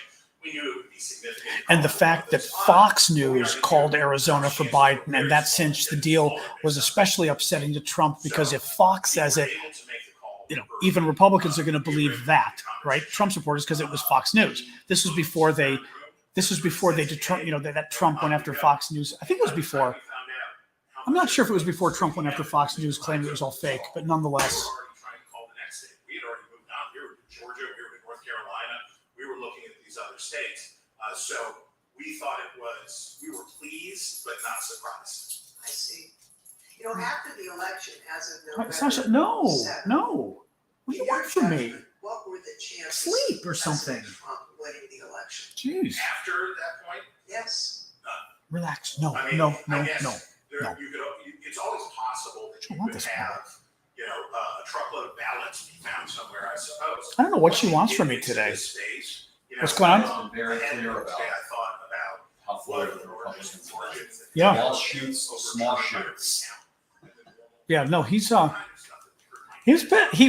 was working for Fox, but he was a fair shooter. Yes, he said he remains serene and pristine about this. Yeah, wow. You're talking about hundreds of. Sasha, stop, please. When we think about calling a race, one of the things No. that we would think about is it More outside water, of though. our margin of Pissing me error? off. When we think Microphone. about that margin, we think about, in modern history, you're talking about 1,000 votes, 1,500 votes at the way outside. Normally, you're talking about hundreds of votes, maybe 300 votes that are going to change. So the idea that through any normal process in any of these states, remember He was let go by Rupert Murdoch because he was viewed as being, quote, on-air manner, which Rupert Murdoch perceived as overly casual for discussions on the elections. Sure. Unquote. Yeah. November 7th, Yeah. And it just happened he was let go right after he called Arizona and Trump demanded he be fired. Yeah. That he thought the You know. odds were, this is a quote, very, Man. very bleak, and held a meeting with the president that same day. Let's show clip 8, video clip 8. With each day that we're on, the trajectory of the race.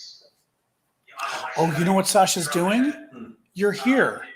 She's expecting to go for a walk. Yeah. As that week wore on, as the third became the fourth, became the fifth, so on and so Oh, forth. God. The vote by mail ballots were tabulated. I'll wait for I'll tell people. Trump's lead, grew more narrow, and in some places, Biden surpassed, Trump in the vote totals. So as the week wore on, as we paid attention to those numbers multiple times a day, internally, I was less confident for sure. Your view on the state of the election at that point? Very, very, very bleak. We told him that went over there, outlined, my belief in chances for success at this point, and then we pegged it at 5, maybe 10% based on recounts that either were automatically initiated or could be initiated. Is Fox actually airing this? Realistic legal challenges, not all the legal challenges that eventually were pursued. But it was my belief is that it was very, very 5 to 10%. It's not a very good optimistic outlook. Now, as President Trump and others. So really quick, the claim that problem with my election dog was right now and why she's whining, we just figured out, is because she's way too smart. And whenever Damien comes to visit, we go for a long walk. That's our thing. So Damien comes over, 15 minutes later, we go for an hour and go to the park and everything. She's pissed off because we're not going out. It just hit me. I know my dog. That's, anyway, because he's being totally bizarre this morning. That's why. Very funny. Roll video 15. He has surfer. Oh, she has surfer hair. It's obvious now, says Elise. It's 2 emails, actually. The first is from Alex Cannon to you and Faith McPherson. And then we forward that email on to Mark Meadows, Justin Clark, and Jason Miller. The subject being AZ federal ID voters. If you look at the original email there, it says the AZ analysis you requested Arizona. And because of the substantial uncertainty surrounding the databases, this is a highly unreliable way to identify ineligible voters. Can you explain the task that you gave to Ms. Cannon for this Arizona analysis? Sure. Previously, I Snack time. described some of my frustration with some of the claims that people would throw at President Trump regarding, Snack time. you need to look at this, this happened in this state, or that happened in that state. And it would be, those would flow to us to look into. I talked about that before, I think. Yeah. Wow. This is an example of that. Somebody just noted, Damien, that Fox does appear to be showing this, which means Fox News is showing its own employee testifying, or own ex-employee, but still, that's very interesting. Thousands of illegal citizens, people not eligible to vote, having cast their ballots in Arizona. Someone had thrown out that claim to President Trump. And with, the margins being as close as they were, as I previously described, that could potentially happen. So this wild claim is thrown out, which, on its face didn't seem, realistic or possible to me. I asked Alex to look at the claim, and I haven't read this full email, but I recall the response to that. The reality of that was not illegal citizens voting in the election. It was like overseas voters voting in the election. So obviously, people who were eligible to vote. When these findings were passed up the chain to President Trump, he became frustrated and he replaced the campaign's legal team.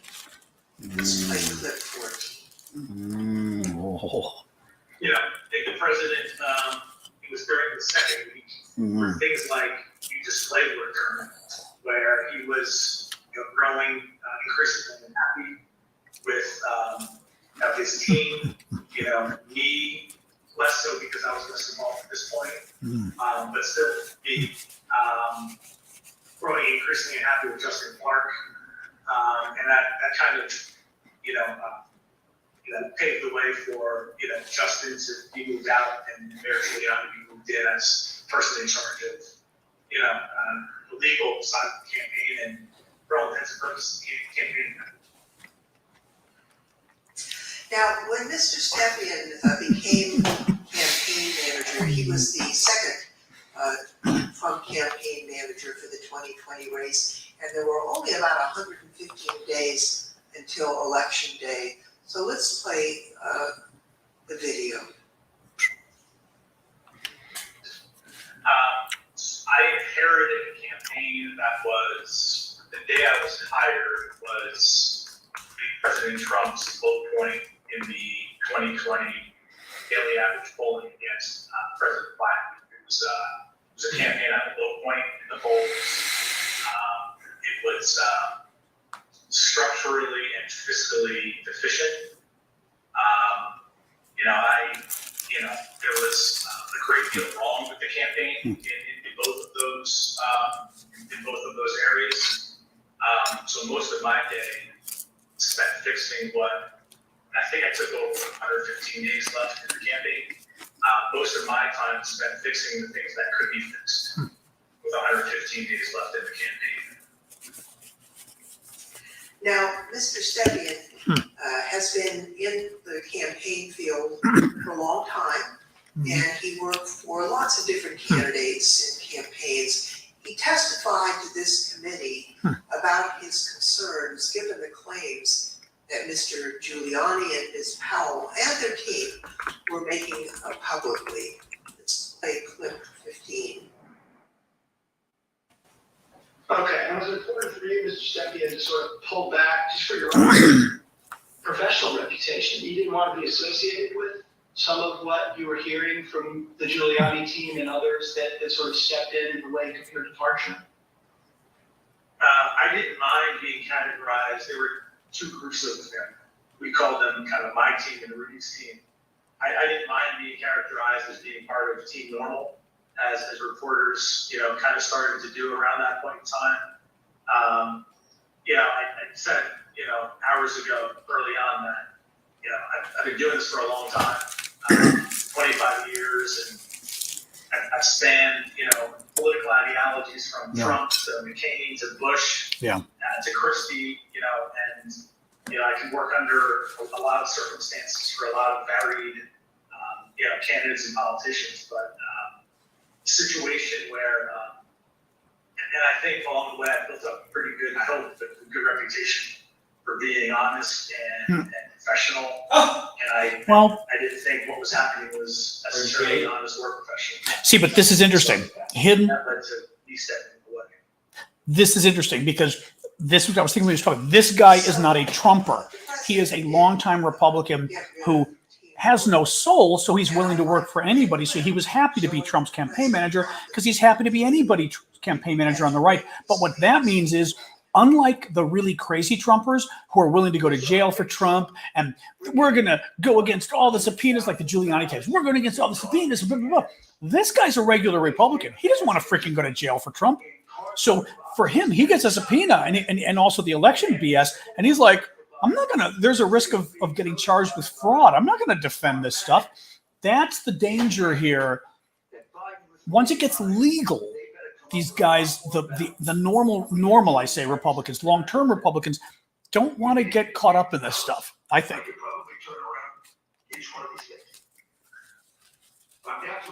Giuliani.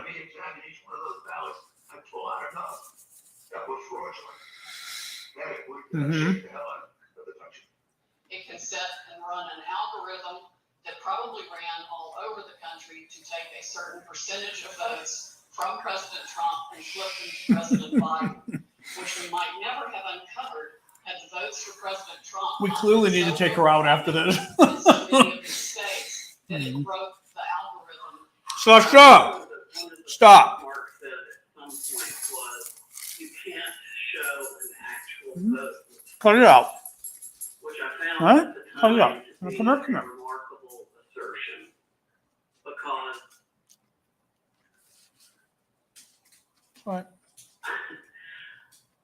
because you don't have to have the gun to see the body lying on the floor bleeding out with 5 bullet holes in it was killed by a gun. What they were proposing, I thought was nuts. And then the theory was also completely nuts. Right? And there's a combination of Italians and Germans and then different things that are floating around. Who was involved? Remember Hugo Chavez in the Venezuelan here, and affidavit from somebody who says that he was all over the radar. Did you ever share, Mr. Kushner, your view of Mr. Giuliani? Did you ever share your perspective about him as the president? Hey, Sweden and Germany. I guess. Jared. Yes. Tell me what you said. Basically, not the approach I would take if I was you. Okay, and then how did he react? How did President Trump react when you shared that view with him? Now, said, I have confidence in Rudy. I think I had conversations with probably all of our council who were signed up to assist. That was uncomfortable. Yes, they. Jared was like, Engaged with the general consensus was that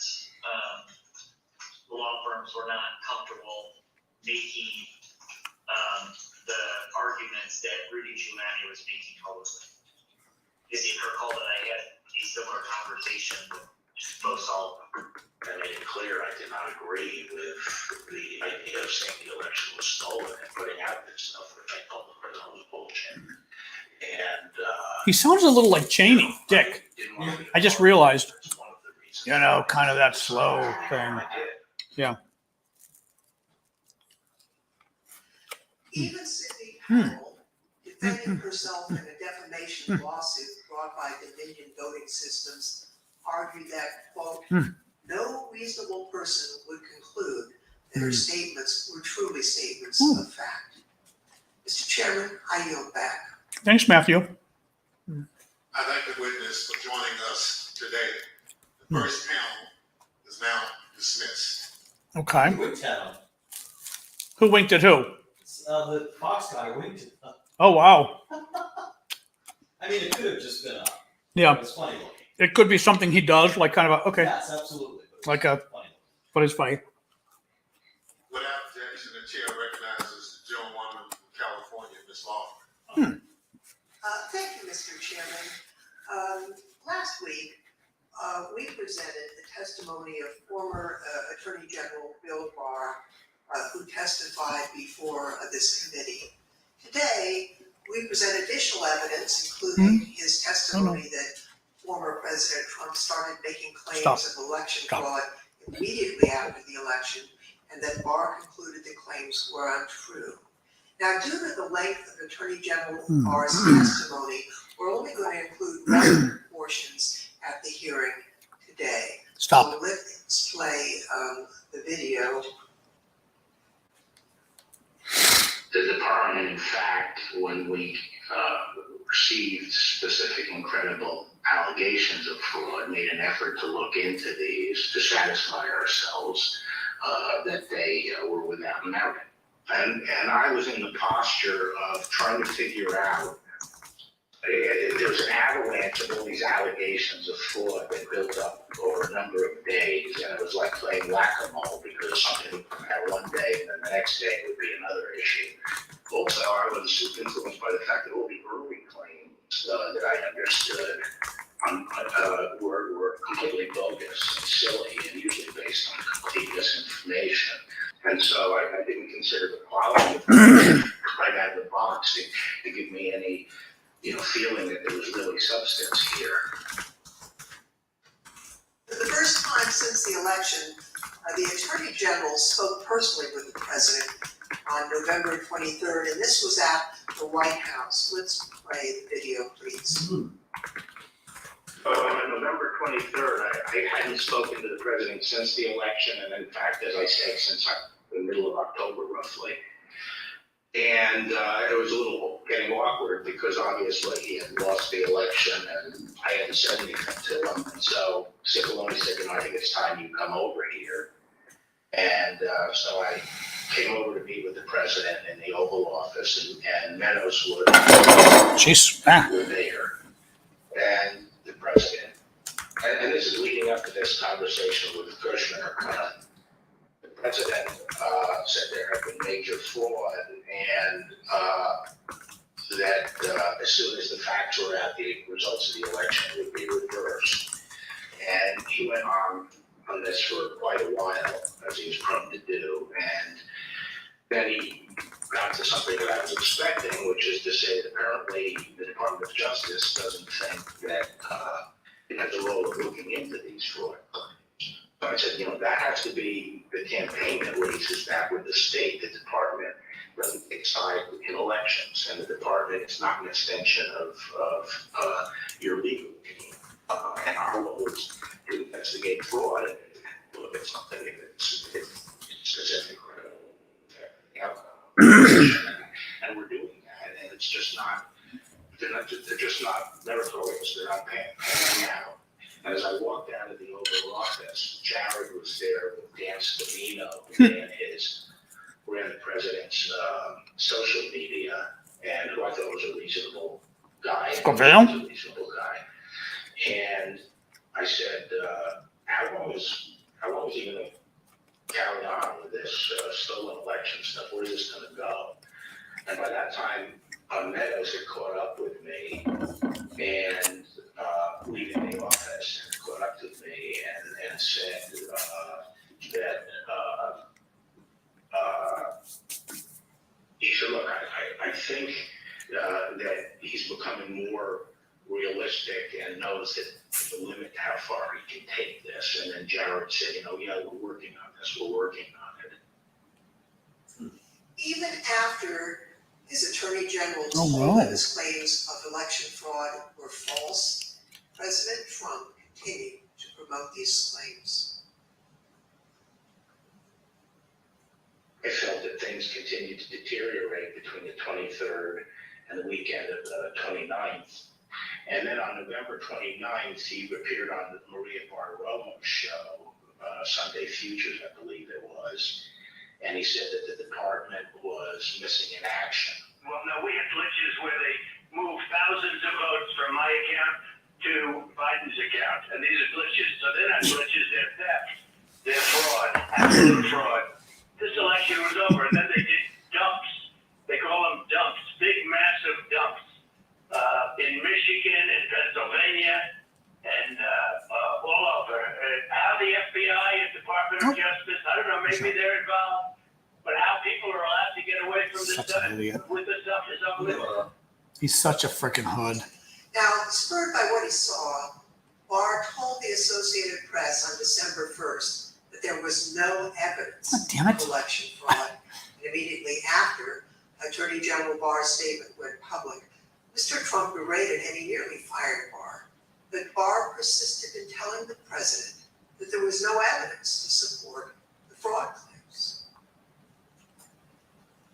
This got under my skin, but I also felt it was time for me to say something. So I set up a lunch with the AP reporter, Mike Balsamo, and I told him at lunch, I made this statement that today we have not seen fraud on a scale that could have affected a different outcome in the election. I had a later meeting scheduled at the White House at 3 o'clock with Meadows. Stop. This was previously scheduled, so I knew this was going to come up, and I went over there and I told my secretary that I thought I would probably be fired, and I told her to go home. I mean, not to go back to my office, so I said, you might have to pack up for me. And so when I got over there, I met with the chief of staff. He said the president was angry. He didn't really get into the issue of the fraud. And then I went up to Pat Cipolloni's office, and we were talking with each other. And the word came down that he wanted us both to go to the Oval. And the president was as mad as I've ever seen him. He was trying to control himself. The president said, well, this is killing me. You didn't have to say this. You must have said this because you hate Trump. You hate Trump. And then he raised the big vote dump, as he called it, in Detroit. And that, he said people saw boxes coming into the counting station at all hours of the morning and so forth. And I explained to him that I knew the exact number of precincts in Detroit. I think it was 630 something. I said, Mr. President, there are 630 precincts in Detroit. Unlike elsewhere in the state, they centralized the counting process, so they're not counted in each precinct and moved to counting stations. And so the normal process would involve boxes coming in at all different hours. So there's nothing. And I said, did anyone point out to you, did all the people complaining about it point out to you actually did better in Detroit than you did last time? I mean, there's no indication of fraud in Detroit. And I told him that the stuff that his people were shoveling out to the public was bullshit. I mean, that the claims of fraud were bullshit. And, he was indignant about that. And I reiterated that they wasted a whole month on these claims on the Dominion voting machines, and they were idiotic claims. And I specifically raised the Dominion voting machines, which I found to be among the most disturbing allegations, disturbing in the sense that I saw absolutely zero basis for the allegations. but they were made in such a sensational way that. Thank you, I am Alan. I appreciate that. Members of the public. And Carrie. There was just systemic corruption in the system. That was my croissant. Oh my gosh, so good. Machine controlled by somebody else. Momo, we can't go out yet. Oh my God, I'm just getting like, look at this. Being laid out there, and I told them that it was Very upset. it was, crazy stuff, and they were wasting their time on it. You guys are sweet, thank you. It was doing great disservice to the country. Oh, Okay, so the very next day. that's the sweet. president released a video rehashing some of the very same. Stop, lies Sasha. that his chief law enforcement officer had told him. were Stop it. Nonsense. Here's just an example. Stop it. No, we'll go out later. We have a country to worry about first. We'll go out later, okay? I'm sorry. 149,772 votes. Stop. I told Vlad you guys said, oh, wait, is it not? We're winning by a lot. Oh, this is, wait a minute. I thought I switched it. Oh, I didn't switch it. Hang on. Was received in horror. Hara! We have a company that's very. I told Vlad you guys said hi from TikTok. Its name is Dominion. With the turn of a dial, or the change of a chip.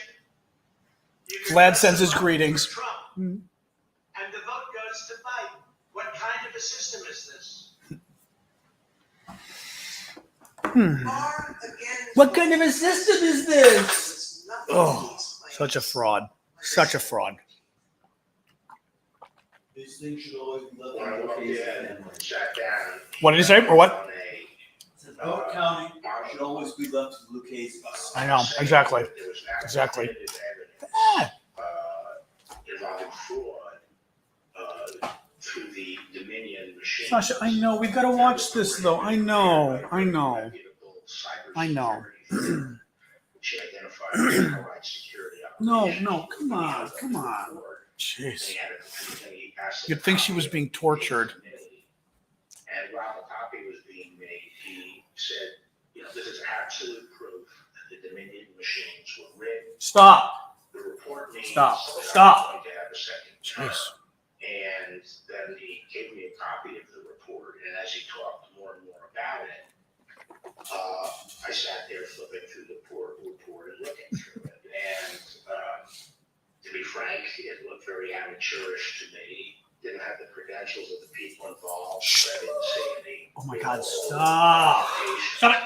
And the statements were made very conclusory, like, these machines were designed to, engage in fraud or something to that effect, but I didn't see any supporting information for it. And I was somewhat demoralized because I thought, boy, if he really believes this stuff, he has, lost contact with Stop it. he becomes detached from reality if he really believes this stuff.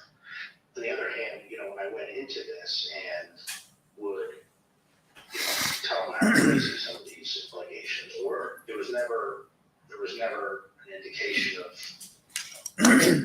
interest in what the actual facts were. My opinion then and my opinion now is that the election was not stolen. Yeah, that helps. Let's at least go out. And I haven't seen. She's still afraid. Go on, Sash. Go on outside. Go on out. No. She's finicky. Well, maybe you could assess that. God, stop. Since you were talking about that.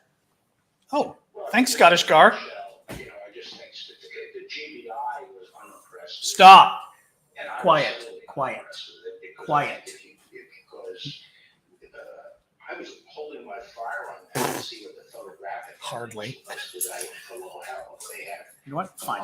Come say hi. I don't think it's going to matter since you hate getting picked up. Come say hi a second, okay? Here, I'll hold you. I will even hold you, okay? All right? Relax, please. All right? Just relax. Okay, there you go. There you go. If you take 2 million cell All right. phones and figure out where they are physically All right, in a big relax. city like Atlanta or wherever, just by definition, Okay, you're I going to know. find many hundreds of them have passed by and spent time in the vicinity of relax. these boxes. Relax. And the premise that, if you go buy you know, 5 boxes or whatever it was, you know, that's a mule is just indefensible. It, by definition, you're going to have. Want to go down again? Okay. I mean, when a saloon contractor said, we think alone for 6 cell phone signals. This is a, you know, a contractor, and you know, our route would take us by these things on a regular basis. So but then when the movie came out, you know, I think the photographic evidence in it was completely. I mean, there was a little bit of it, but it was lacking. You know, it didn't establish widespread illegal harvesting. The other thing is people don't understand is that it's not clear that even if you can show harvesting, that changes the results of the election. You're not, the courts are not going to throw out votes and then figure out what votes were harvested and throw out. It's still the burden on the challenging party to show that illegal votes were cast. Votes were the result of undue influence or bribes or you know, the person was non-compos mentis. But I evidence. I just didn't see courts throwing out votes anyway. I felt that before the election, it was possible to talk sense to the president,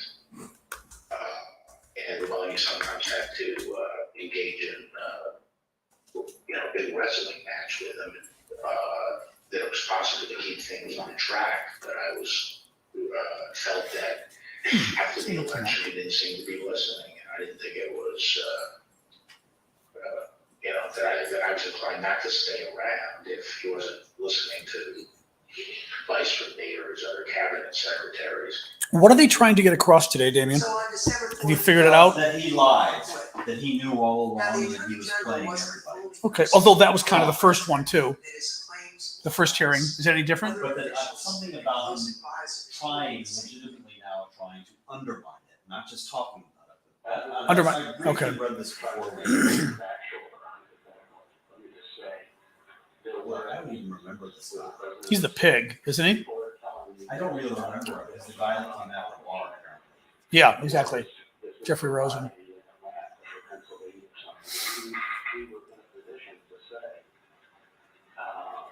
People are looked at that, you know that you're getting bad information. That's not correct. It demonstrated to be incorrect. Month and a half or so after the election day, and at that meeting, various Thanks, Richard. allegations of fraud were discussed, and Eric and Pat didn't, told the group, president included, that none of those allegations had been substantiated to the point where they could be the basis for any litigation challenge to the election. President Trump's own vice president and his top advisors also. See, now there was Zoe Lofgren has the same color hair as Liz Cheney, and she's wearing red. I even told people here, I said she should be wearing red. It's funny.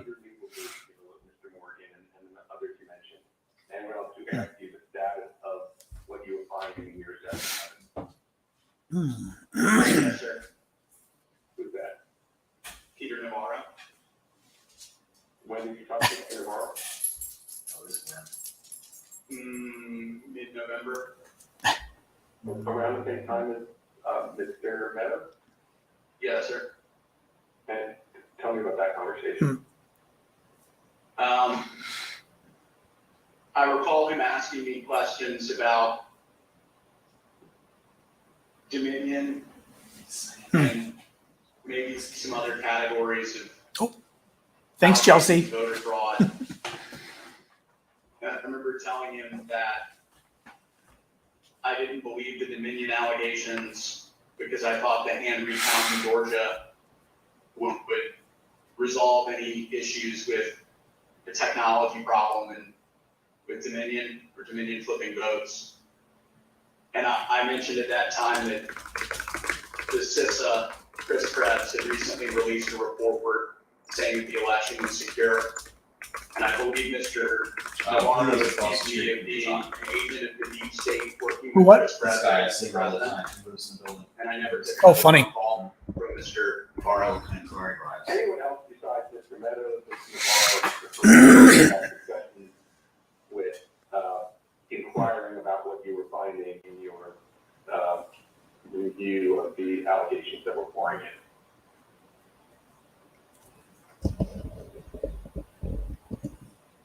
I believe I had about a 15-second conversation with the vice president. Oh, you mean the TV? Well, the TV's 25 feet away from me. That's why you can't hear it. During one of the visits to the White House, I don't know which one, I think it was the first one in November. I had met him briefly at the campaign, and he remembered me and saw me. And he asked what I was doing on the campaign, and I told him that, we were looking into some of the issues related to voter fraud. And he asked me, I don't remember his exact words, but he asked me if we were finding anything. And I said that I didn't believe we were finding it, or I was not personally finding anything sufficient. Sasha, stop. For the results of the election. And he thanked me. That was our interaction. At a later hearing, you'll hear live testimony from the former acting Deputy Attorney General of the Department of Justice, Rich Donahue. But now I'd like to play a portion of his testimony. I try to, again, put this in perspective and to try to put it in very clear terms for the president. And I said something to the effect of, sir, we've done dozens of investigations, hundreds of interviews. The major allegations are not supported by the evidence developed. We've looked at Georgia, Pennsylvania, Michigan, Nevada. We're doing our job. Much of the info you're getting is false. For instance, this thing from Michigan, this report about 68% error rate. Reality is there's only 0.0063% error rate, less than 1 in 15,000. So the president accepted that. He said, okay, fine, but what about the others? And again, this gets back to the point that there were so many of these allegations that when you gave him a very direct answer on one of them, he wouldn't fight us on it, but he would move to the other allegations. So then I talked about a little bit about the Pennsylvania truck driver. This is another allegation that had come up. And this claim was by a truck driver who believed, perhaps honestly, that he had transported an entire tractor trailer truck full of pallets from New York to Pennsylvania. And this was again out there in the public and discussed. And I essentially said, look, we looked at that allegation. We looked at both ends, both the people who load the truck and the people who unload the truck. And that allegation was not supported by the again, he said, okay. And he said, no, I didn't mention that one. What about the others? And I said, okay, well, with regard to Georgia, we looked at the tape, we interviewed the witnesses. There was no suitcase. The president kept fixating on the suitcase that supposedly had fraudulent ballots, and the suitcase was rolled out from under the table. And I said, no, sir, there is no suitcase. You can watch that video over and over. Somebody's telling you about what happened with Lyndon Johnson in 1948, when they pulled out the 18 missing votes out of the suitcase. Right. Right. Oh my God. I told them that there was no multiple scanning of the ballots. One part of that allegation was that they were taking one ballot and scanning it through 3 or 4 or 5 times to rack up votes, presumably for Vice President Biden. I told them that the video did not support that. Then he went off on double voting. At the top of the next page, he said, dead people are voting. Indians are getting paid to vote. These people on Native American Amazing. reservations. He said there's lots of fraud going on. Just amazing. Flat out, like much of the I know. information you get is Indians. and or is not supported by the evidence. We look at the allegations, they don't pan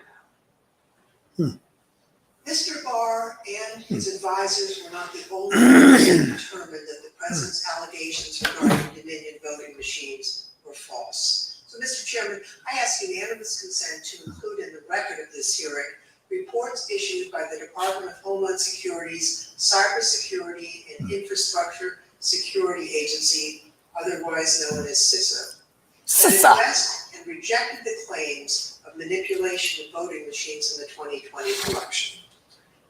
Without objection, so ordered. Thank you, Mr. Chairman. I also ask unanimous consent to include in the record a report prepared by the Michigan Senate Oversight Committee that disproved claims of election fraud in Michigan, as well as a statement by 59 of the country's leading election security scientists, noting the absence of any credible evidence that the 2020 election had been altered through technical compromise, and 5 other reports from organizations and individuals confirming there was no widespread fraud in the 2020 election or describing the spread of the former president's lies. Without objection, so ordered. Thank you, Mr. Chairman, and I yield back. The Michigan Pursuant State to the Senate order Commission, of that's What? Republican. For the So day, even they said, Chair declares. Oh, interesting. Michigan Right. State Senate is Republican. Period Right, right. of approximately 10 minutes.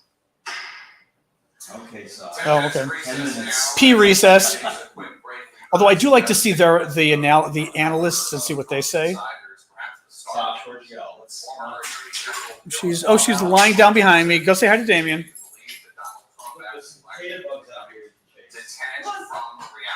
Shut the door a bit though because of the mosquitoes. No, she still didn't want to go out. Well, it's, the minute you open the door, you can hear them. Oh, they're still drilling. Yeah. That freaks her out. They're underground somewhere.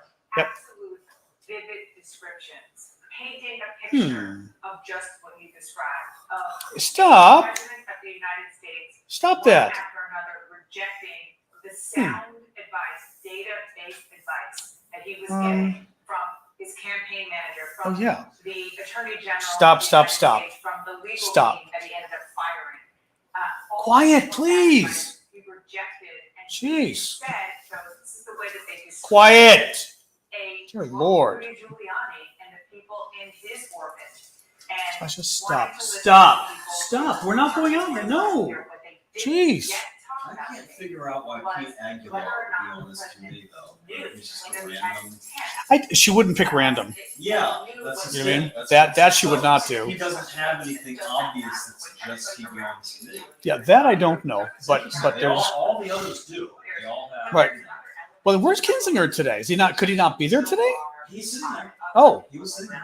you'd think. I mean, he would have been an obvious one to be speaking. You know, They've got to get to him because it's important I mean- that people hear him and see him. Kinzinger. Yeah, Yeah. yeah. No, I don't. Republicans on this committee over the weekend who basically said, if Trump in fact does believe all of these lies and conspiracy theories, now we I know, also but have yeah, I questions know. about Terrible. his capacity, his mental capacity in that role. And I think that that's actually the elephant in the room of a lot of this testimony. Bill Barr basically saying, you can't rationalize with this guy. There's something else going on here, though. Stop, and please. This was a Stop. huge win Stop. for the committee, and Donald Trump's head is exploding right now because all of those people are inner circle. From his children to his lawyers to his campaign director, Bill Barr was the star witness. I agree with you. Each and every one said there was no fraud, and here are some of the terms. Idiotic, quote, bullshit, nuts, crazy, nonsense, laughable. We heard about Team Normal. This, whatever Donald Trump's intent was, today was Stop. Incredibly Stop. important as you look Come back on, cut it at out. Jamie's Right, point. cut it out. Young attorneys, old guard people like Bill Barr, the campaign team, the political team, the legal team, everybody was signing the same thing on Team Normal. So he goes out and gets Rudy Giuliani and Sidney Powell. That's looking back for historical record is critical, but you also have to pose this question. He's still the most dominant force in the Republican Party. Donald Trump continues to be the most dominant force in the Republican Party. The man who wants to be speaker, to raise money on him. The vast majority of Republicans will not say, we need a clean break from this. What you're hearing today is corrupt. I'll leave it to the lawyers. I would go to the next meeting. and it's repeatedly corrupt after being told, sir, you lost, do the right thing. Look, when Donald Trump could Now, not what's up find with the a lighting yes man today on among his CNN? cabinet, See he that? created an army of yes men. Everyone Like is getting planting the, seeds Abby Phillips time is getting the and white time light again in her over the face. course of Actually, every month. I'm getting worried that that's damage on my TV. Every Let's time see. they heard about the God, I hope that's CNN and not my No, TV. I think it's CNN, John. Let's see. It's CNN. It's my TV. after the election. That's an error on my TV. That, oh, I mean, but see that white light on the left? Even without the Oh. testimony from Bill Stepien. No, I think it's CNN. No, well, you're looking at It something else. was in the hearing room, and our panel, who is also This thing, Professor that on my Attorney, TV. Tracy Vance, damn it. who's from Alabama. That's one of the That's on lights. your TV. The basic That's tenets one of the lights going out statute behind there. defrauding the government This happened on my mom's. Oh, wow. Which is shitty. I was wondering why CNN kept having that right. Just go Oh, out. you're right, there it is. Damn, that hotter drought. That, when it Yeah, gets I hot, was noticing it yesterday. so importantly, when it's dry in the soil. I mean, I said this is what these things should last 20 We're years. just talking about how much water a tree can contain. What, do they? Well, no, they don't. Alright, so I remember you got this. You got this just in time to move in. Yeah, it's not the end What of did the it world. cost you? 700? It's not the end of the world, but still. No, I know. It's No, there's my TV starting to go. It's got one of those like bright lights that shows through the screen, which is really pissing me off. Really pissing me off. I mean, I could buy another TV, but I don't want to buy another TV. That sucks.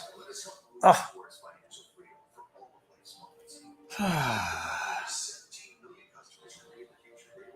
Yes. Flint Reed is asking, won't Dominion and other voting machine companies be able to use this as further evidence in their own suit against Trump? Oh, yes. Oh, yes. Maybe they'll be the ones that do it. Absolutely. And yeah, Laura Coates is amazing. She's very good. She's very good on CNN, Legal Observer. They went to a commercial. They should have actually used their people to do the analysis rather than the I would have preferred the analysis. But they need commercials. They need money. I get it. Oh, I've got a big TV anyway, but it's just pissing me off because, like I said, the light, it's one light. I can live with it. But it still pisses me off because it's a beautiful TV. I love my TV. It's like my baby. It's a Samsung. I like my Samsungs. But it's got that thing where like one bright thing shines through the screen because it's going bad behind. And again, it's livable. My mom's has been doing this for years. It just pisses me off because it's my baby, my TV. So.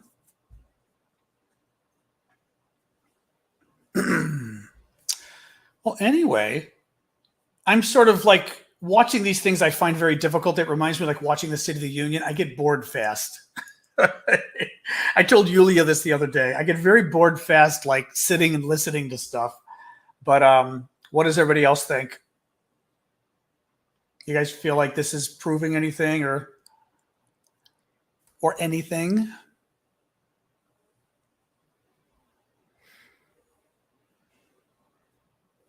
Oh my God. Yeah, the dog is just, again, every time for years now, Damien comes over, we walk the dog and we go for a long walk. We go to the park and she knows it. So within 10 minutes of him coming over, she gets ornery because she knows we're going OUT. And today Damien's over and he's been here since 9:30 and we're just watching TV and she's very pissed off. It's proving everything you suspected. He's guilty and everyone knows it. Proving he's incompetent.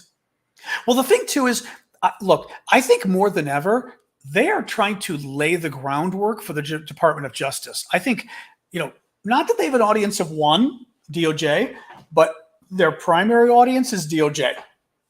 They are trying to convince the Justice Department they need to indict this man, even though in America we don't do such things, so to speak. It's funny because I was talking about this the other day, and in France, they went after Sarkozy after he left office. We don't do that here. I don't know how you guys, like in other democracies, do any of you have that same kind of culture where it's considered just, verboten, we would use the German word, to go after a former head of state? It's just not done. And that's part of the reason why when Trump spent so much time and Damien's going to weigh in and give us an example. When Trump spent so much time going after Obama, it was so inappropriate, so politically, culturally inappropriate in America to do that. We don't do that here. We just don't do it. God damn these people. These frickin' city council assholes keep texting me, and I swear to God, I'm going to kill them. I swear to God, the only thing that ever happened close to anything I mean, God. was Harry Truman saying nasty things about Richard Nixon. That was it. No president has ever criticized. Yeah, Damien says no president has ever. Harry Truman said bad stuff about Nixon, but no president ever. You don't. It is not done, let alone investigating them. But you don't even criticize them. And for Trump to spend all of his time, he was lying about Obama anyway. Oh, he fixed the. I mean, this is what pissed me off about Trump. And again, I'll be fair about this because, again, as I said, Biden ticks me off too. But Trump was lying about the economy from day one. Oh, he fixed the economy. The economy was amazing. The economy grew more under Barack Obama than Donald Trump. The unemployment rate was lower under Trump because it started at 4.9% under Obama and dropped to 3.9% under Trump. But under Obama, it dropped from 10% to 3.9 to 4.9. So, I mean, but this is Trump. This is Trump. Very annoying. But so help me God, if another freaking city council candidate in DC texts me, I'm going to run a campaign against them. These idiots. No, I mean, I'm just like unfucking believable.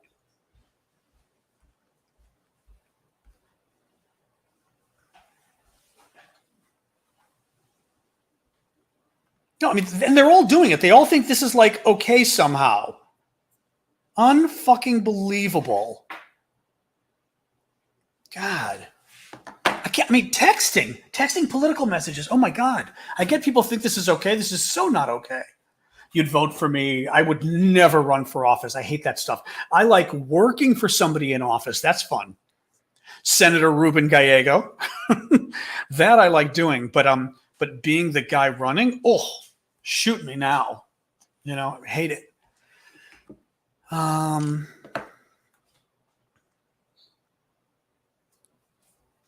Well, I don't know. I mean, but Department of Justice has got, I mean, I just, and again, the real problem with Trump is the insurrection when it comes down to it. Yes, there was lawlessness throughout the administration, but it culminated in a violent attempt to execute a coup d'etat. That is why you have, and it's ongoing. And he's made clear that he is trying to set up all the dominoes and everybody in place to do it again. I didn't even realize I dropped the F-bomb. That's funny that he's doing it again. And this is what he is participating in an ongoing crime, the worst possible crime potentially there could be, which is to destroy our democracy literally and overthrow our government.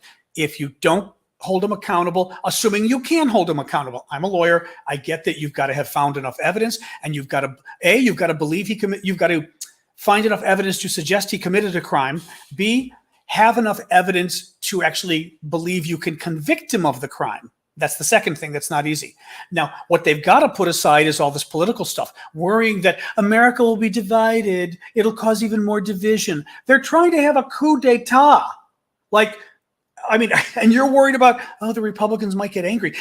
The irony is, every time I hear, and it's Biden, but it's also the Western European, French, Germany, Italy leaders talk about Vladimir Putin, and we can't humiliate Putin. I literally hear Donald Trump in that, and the Republicans, we'll make the Republicans angry if we go after Donald Trump, if we hold him accountable. And it's the same thing. We don't want to make Vladimir Putin angry if we hold him accountable. It's like, God, people. I also think it's because I was a Republican, and some of the people I know who were Republicans tend to be the strongest in terms of fighting back because we've got that Republican chutzpah in us. Hello, Finland. Welcome to NATO soon, I hope.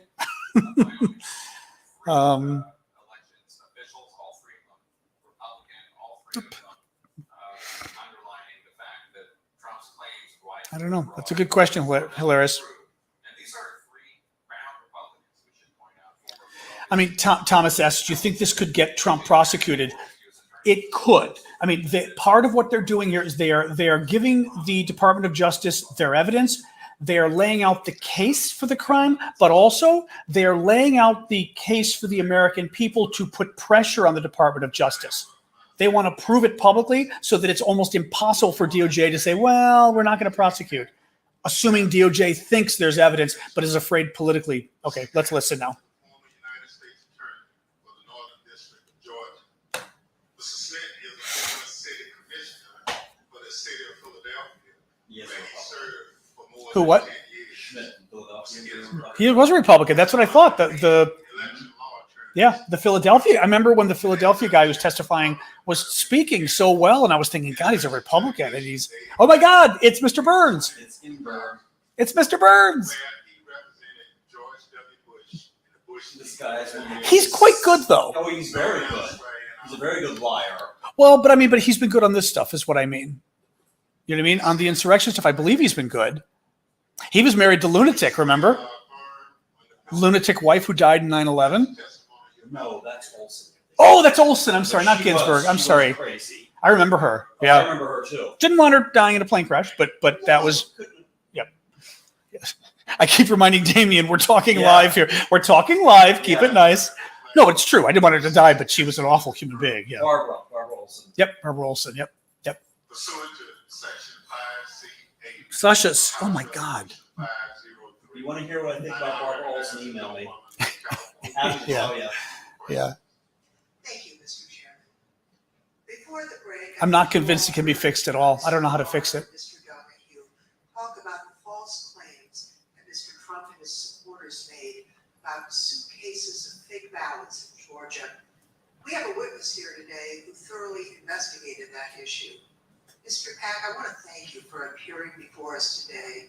You were appointed by President Trump to serve as the U.S. Attorney for the Northern District of Georgia, and you served from 2017 until January 2021.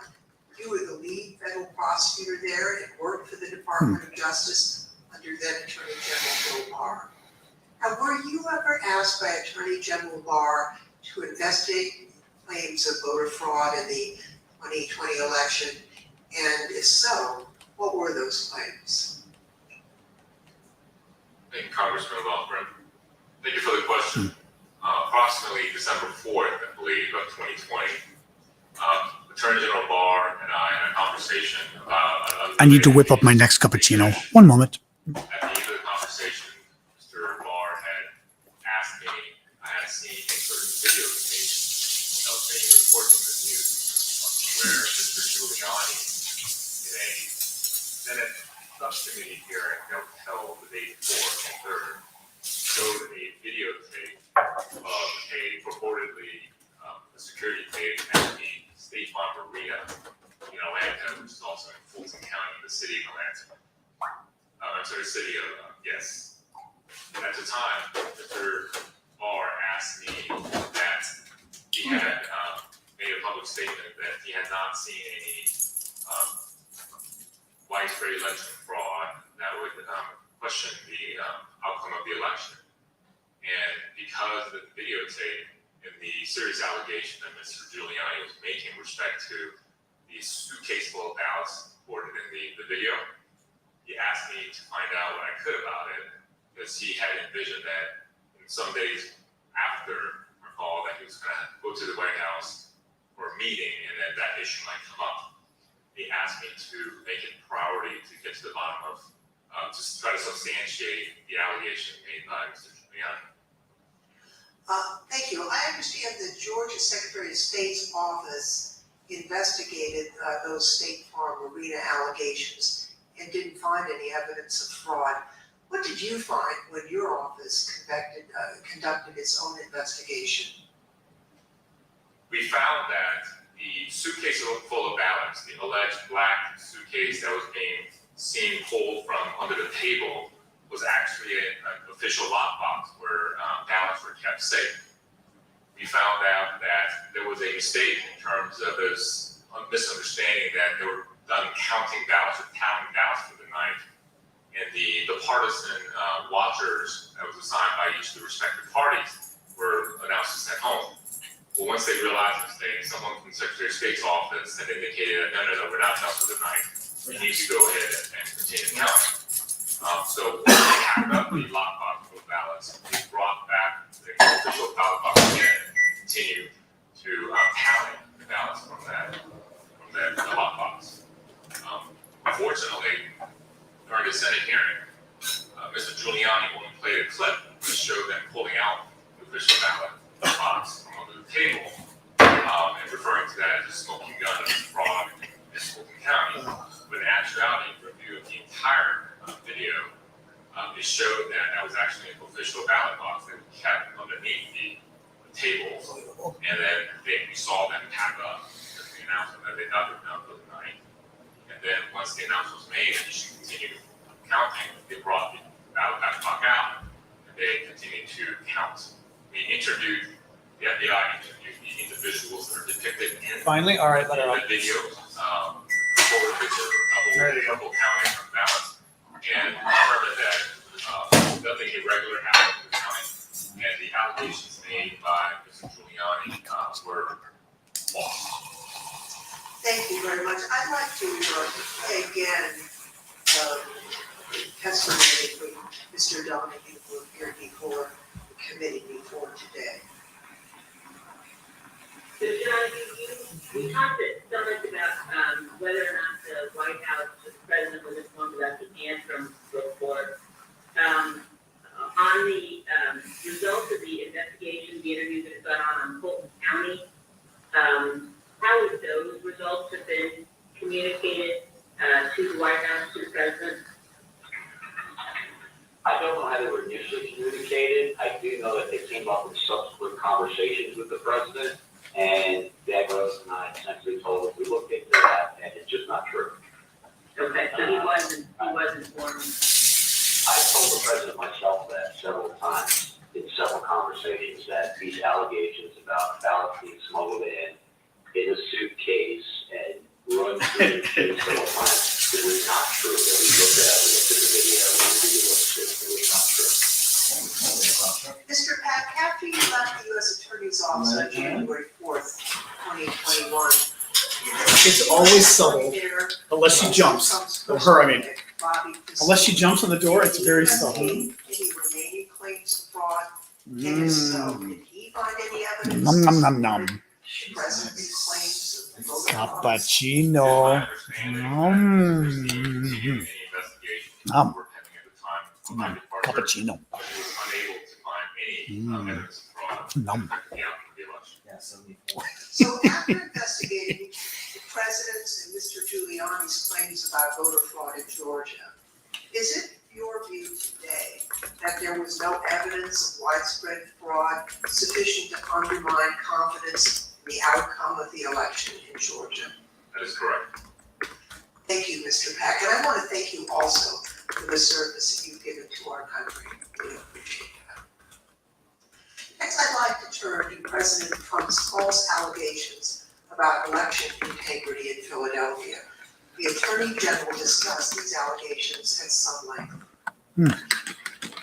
You know, the idea, the president has repeatedly suggested that there was some kind of outpouring of unexpected votes in inner city areas like Philadelphia, as recently as January 13th, when he walked off the NPR set.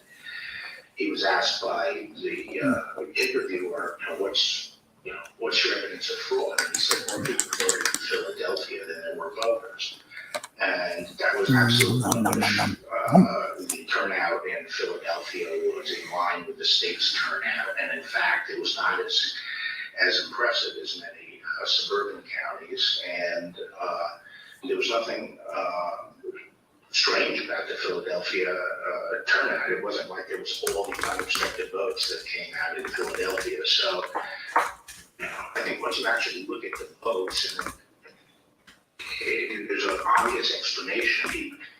For example, in Pennsylvania, Trump ran weaker than the Republican ticket general. He ran weaker than two of the state candidates. He ran weaker than the congressional delegation running for federal Congress, and he ran weaker than the Republican. I don't look looked at this recently, but he generally was. Excuse me. On the Republican ticket, so that does not suggest that the. People are upset I'm not sharing cappuccino with you. Shall I tell them what the time I made you a cappuccino? And I think it was your first. And Damien goes over to the sink and he gets a spoon and he starts taking the cream off. And I said, what are you doing? He goes, oh, your milk is bad, but it's okay. I'm just taking it off. Well, I also thought it was very sweet of you that you thought the milk was bad, but you were still drinking it. So I should have asked, though, if you're into cappuccino, I've got a nice new little wand that whips it amazingly. Oh yeah, I saw that. That's Yeah, cool. absolutely amazing. He got back to me, said, no, the problem is that throughout this, and what he did was he mixed What's that? oranges, he took the number of applications. I like to have my 2 and that's it. That's it. I have like 2 cups. Yep. I've been up since 4:45. Oh, God. Yeah. But once you actually go and look and compare apples, there's no discrepancy. And, that's one of the, I think at some point I covered that with the president. We have another witness here today who has. I don't put cinnamon on it. I could, but I don't. Yum. Mr. Schmidt, at the time of the 2020 presidential election, you were serving as the only Republican member of Philadelphia's 3-member city commission, which is responsible for overseeing elections throughout the city. Is that correct? That's correct, Congressperson. So President Trump made numerous claims regarding fraudulent voting practices in Philadelphia, including the claim that dead people were voting. In fact, Mr. Giuliani told Pennsylvania state legislators that 8,000 dead people voted in Pennsylvania. You investigated those claims of voter fraud. Can you tell us what you found? Not only was there not evidence of 8,000 dead voters voting in Pennsylvania, there wasn't evidence of 8. We took seriously every case that was referred to us, and no matter how fantastical, no matter how absurd, we took every one of those seriously, including these.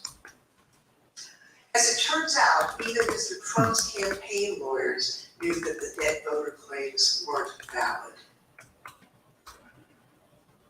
I guess Philadelphia are disappointed in this.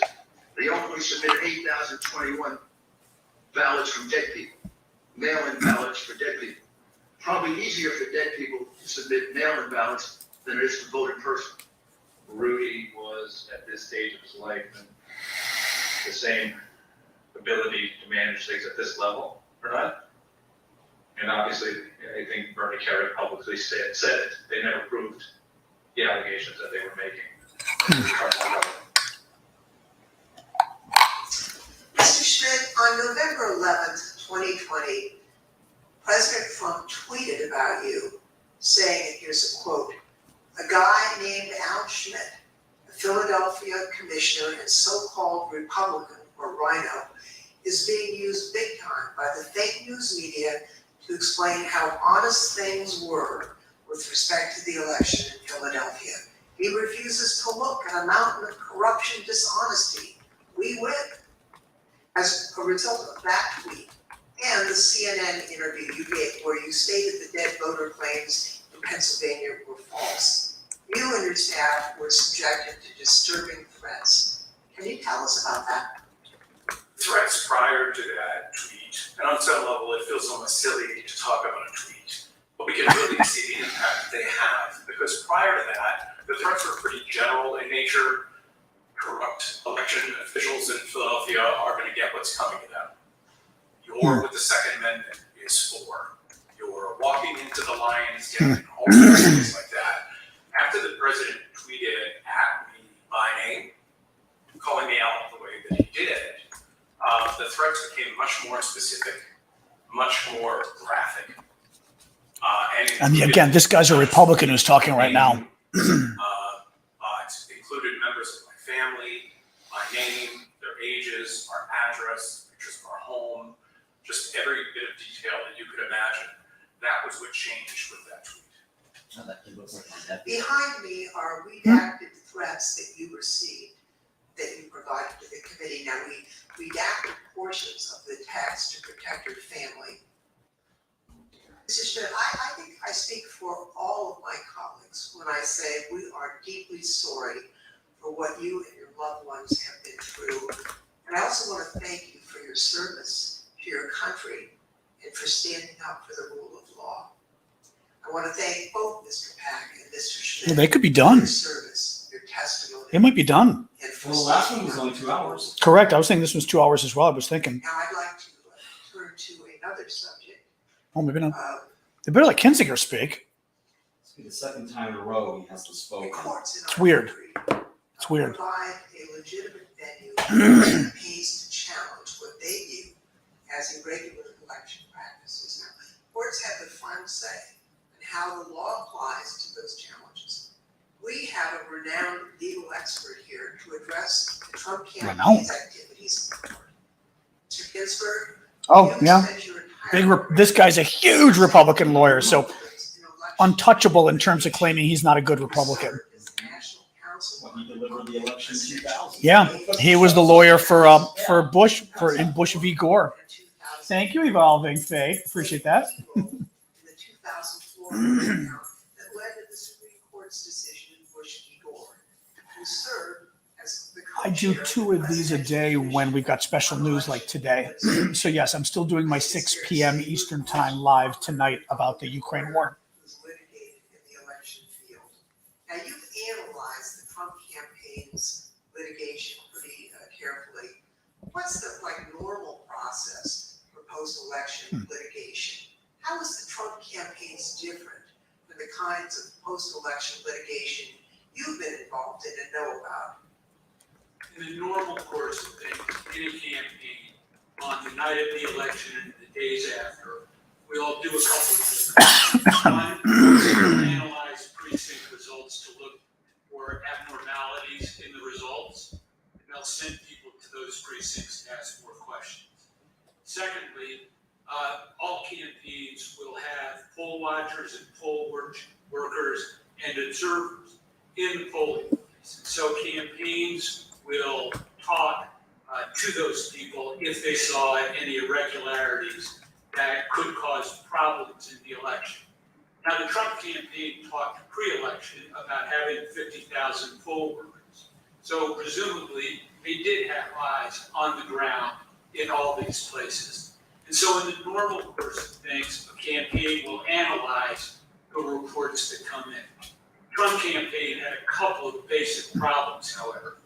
Number one, the 2020 election was not close. In 2000, that was 537 close. In this election, the most narrow margin was 10,000 something in Arizona, and you just don't make up those sorts of numbers in recounts. And when the claims of fraud and irregularities were made, you've heard very compelling testimony from Mr. Stepien, from Matt Morgan, from Alex Cannon about those claims and how they didn't believe them. So that put the Trump campaign on sort of a process of bringing cases without the actual evidence that you have to have in which the process is designed to bring out. So are you aware of any instance in which a court found the Trump campaign's fraud claims to be credible? No, Didn't happen. There was never that instance. In all the cases that were brought, and I've looked at the more than 60 that include more than 180 counts. And no, the simple fact is that the Trump campaign did not make its case. The Select Committee has identified 62 post-election lawsuits filed by the Trump campaign and his allies between November 4th, 2020 and January 6th, 2021. Those cases resulted in 61 losses and only a single victory, which actually didn't affect the outcome for either candidate. Okay. Despite those 61 losses, President Trump and his allies claim that the courts refused to hear them out, and as a result, they never had their day in court. Mr. Ginsburg, what do you say about the claims that Mr. Trump wasn't given an opportunity to provide the evidence they have in voter fraud? Did they, in fact, did they have their day in court? They did have their day in court. About half of those cases that you mentioned were dismissed at the procedural stage for a lack of standing, the proper people didn't bring the case, or there wasn't sufficient evidence and it got dismissed on motion to dismiss. Then there was discussion of the merits that was contained in the complaints. And in no instance did a court find that the charges of fraud were real. And it's also worth noting that even if the Trump campaign complained that it did not have its day in court, there had been post-election reviews. I know. Someday we'll go out. Don't worry. I know. Somewhat farcical cyber ninjas case in Arizona to the Michigan Center Court that was mentioned. Now she's begging you. Actually, Damien, she may just want you on the. She may want you on the couch. Oh, geez. She wants you to play ball with her. Yeah, that's what that is. Oh, or say hi. I think. Well, she may want to say hi too. Let's see. Oh, she may just want you to love. Oh, she wants love. She wants love. Look at this. I was doing the like. Campaign was able to convince the court that there was widespread fraud or irregularities Oh God, in too the funny. 2020 election. Over and over, judges appointed by Democrats and Republicans alike. She just wanted affection. Reviewed this false narrative. They called out the Trump campaign's lack of evidence for its claims, and the judges did that even in cases where they could Flash of the Queen. have thrown out the lawsuit without writing a word. You can see behind me a few excerpts from the decisions in these 62 cases. The Trump campaign's lack of evidence was criticized by judges across the political spectrum. In Pennsylvania, a Trump-appointed judge concluded, quote, charges require specific allegations and proof. We have neither here. Another Trump-appointed judge warned that if cases like these succeeded, quote, any disappointed loser in a presidential election able to hire a team of clever lawyers could flag claim deviations from election results and cast doubt on election results. The list goes on and on. Allegations are called, quote, an amalgamation of theories, conjecture, and speculation. In another, strained legal arguments without merit, unsupported by evidence, derived from wholly unreliable sources, a fundamental and obvious misreading of the Constitution. The rejection of President Trump's litigation efforts was overwhelming. 22 federal judges appointed by Republican presidents, including 10 appointed by President Trump himself, and at least 24 elected or appointed Republican state judges dismissed the president's claims. At least 11 lawyers have been referred for disciplinary proceedings due to bad faith and baseless efforts to undermine the outcome of the 2020 presidential election. Rudy Giuliani had his license to practice law suspended in New York. And just this week, a newly filed complaint will potentially make his suspension from practicing law in D.C. permanent. And as we've just heard, They're like, is there any Democrat on the panel, Demi? Or are they all Republicans? recent history, the Trump campaign's Demi, are there any Democrats on the panel? They all three Republicans. All three are Republicans, yeah. Well, the one guy is an assistant attorney. Oh, So we don't know. well, the one guy's an assistant district attorney, so that doesn't count anyway. But the other two are diehard Republicans. Yep. in search Yep. of a legal theory. Yep. Thank you, Mr. Chairman. I yield back. I want to thank our witnesses for joining us today. Oh, sounds like he's closing. Members of the select committee That- may have additional questions. That was quick. Yeah, I was going to say that was a bit. About 2 hours. And we ask that you respond expeditiously. But that was like very fast, though. Without objection, members will be permitted 10 business days. Okay, it looks like I think it's over. Well, this is sort of how we ended the last time. You know what? Days. If you, The second panel of witnesses. oh, it's probably too hard to get you on here. Well, they're not moving. Just they are. Oh, let's see. Well, that's true. They do closing statements. Shane is saying that's true. They may just be doing that next. I don't know. Maybe they're still going. Or it'll just be closing statements. I feel like it should be over at this point, but let's see. Let's see. Without objection, the chair recognizes Joe Morgan from California. Yep. Slaw. The surfer. Closing statement. Closing statement. See, there you go. There you go. Mr. Chairman. Now that we understand the litigation efforts by President Trump and his allies, I'd like to present additional actions taken by the Trump campaign during this time. Yep. President Trump continued to push the stolen election. And then we'll hang out a bit afterwards to chat about it. And we'll get Damien's opinion too.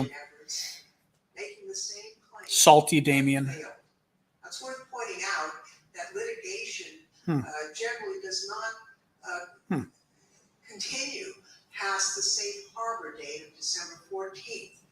But the fact that this litigation went on, well, that decision makes no sense when you consider the campaign's fundraising tactics. Because if the litigation had stopped on December 14th, there would have been no fight to defend the election and no clear path to continue to raise millions of dollars.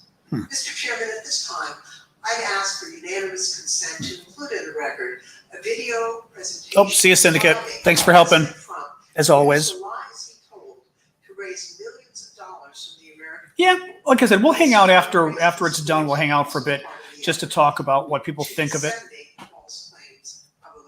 Oh, I know about the Russian troops going to Nicaragua, or potentially going to Nicaragua. They're intentionally playing games. The House Select Committee to investigate the January 6th attack on the United States Capitol. Between Election Day and January 6th, the Trump campaign. I know, not yet, Sash, but you're getting closer. You're getting closer. Is 25 a day. The emails claimed the quote. Come here. Implored supporters to quote step up to protect the integrity of the election, and encouraged them to quote fight back. But as the Select Committee has demonstrated, the Trump campaign knew these claims of voter fraud were false, yet they continued to barrage small dollar donors with emails, encouraging them to donate to something called the Official Election Defense Fund. The Select Committee discovered no such fund existed. Yeah. I don't believe there was actually a fund called the Election Defense Fund. The first day the election defense fund was another, I think we called it marketing tactic. Yes. And tell us about these funds marketing tactics. Just a topic matter, where money could potentially go, how money could potentially be. I missed this, Damien. Were so successful. Oh, sorry. Go on. President Trump and his allies Sorry. raised $215 million, nearly $100 million in the first week after the election. On November 9th, 2020, President Trump created a separate entity called the Save America PAC. Most of the money raised went to this newly created PAC, not to election-related litigation. The Select Committee discovered that the Save America PAC made millions of dollars of contributions to pro-Trump organizations. It's freaking criminal what they did. Trump Chief of Staff Mark Meadows' charitable foundation, $1 million to the America First Policy Institute. He learned this, how to do this, from the mob lawyers that work for his family. Yeah. No, it's This is where really. he learned these schemes. This is, yeah. And over $5 million. This is bad. Defense Strategies Inc., the company that ran President Trump's January 6th rally. No, the New York Times has a nice summary that I may just give you guys the top points of at the end because it's very good. The radical left Democrats, of which I am one, but am now pretending to be a Republican. Aggressively pushed And- false election claims to fundraise, telling supporters of the voter fraud that did not exist. The emails continued through January 6th, even as President Trump spoke on the events. 30 minutes after the last fundraising email was sent, the Capitol was breached.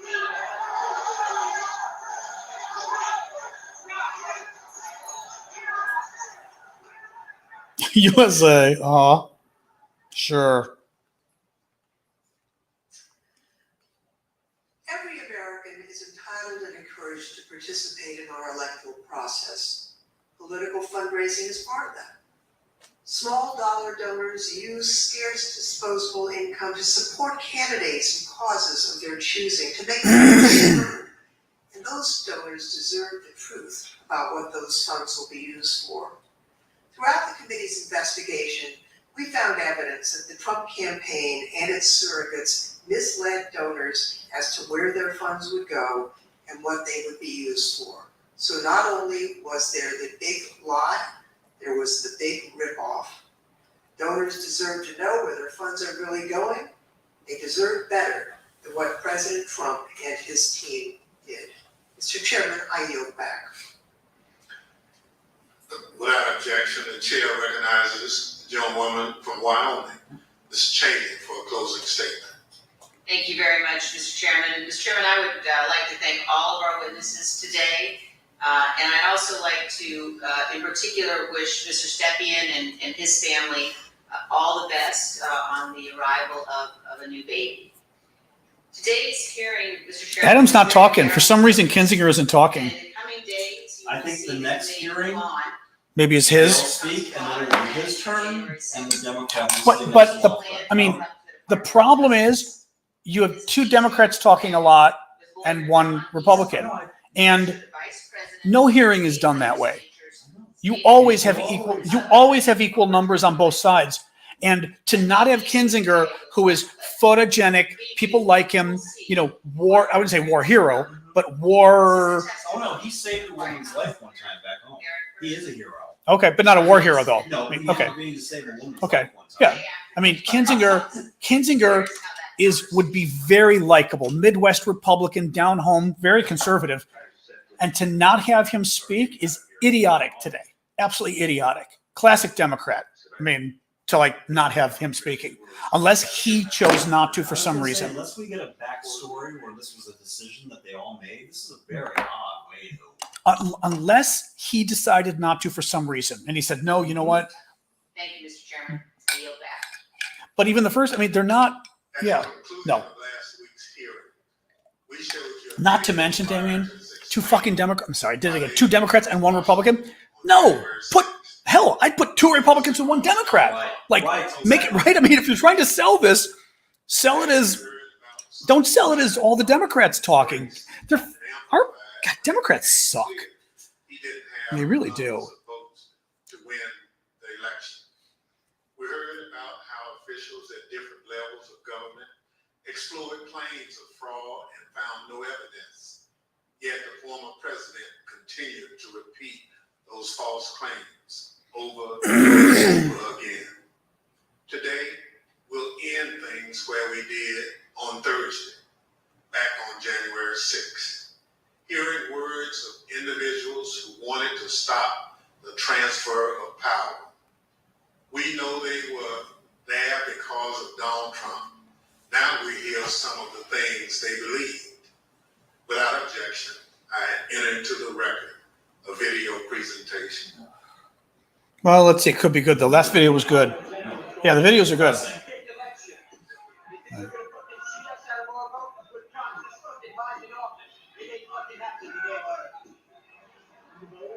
Yes, sir. Everything went well except for can't really trust the software. Too many software all over. We got it. Yeah. And right in the top right-hand corner of the convenient voting machine that we use, there's a Wi-Fi symbol with 5 bars. So that most definitely connects to the internet. What did that mean? So they stole that. There was a devil. He was looking at me and speaking to me. It was Hugo Chavez. He was alive. He pushed the button. And then he impregnated me.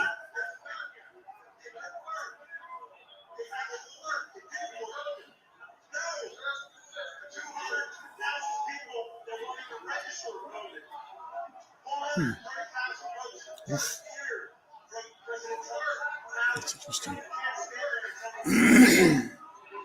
don't want to say that what we're doing is right. With the elections being stolen, what is it going to take? What is it going to take? Mm-hmm. The chair requests those in the hearing room remain seated until the Capitol Police have escorted members from the room. Without objection, the committee stands adjourned. All right. I'm grabbing a few videos as we're talking. I missed the beginning when Liz Cheney said Trump was taking advice election night from an apparently inebriated Rudy Giuliani.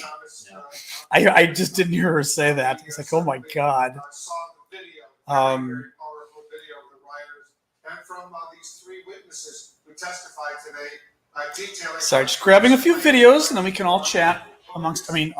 Together here. Hold on here. All right. Sorry, grabbing one more video here because I'm grabbing videos to put on TikTok later, and then maybe Damien, you come sit by me and we can chat for a few minutes about this. Hang on. Oh, there's too many videos. I'll come back to them. I know. I love my map. Actually, hold on. I want to hear.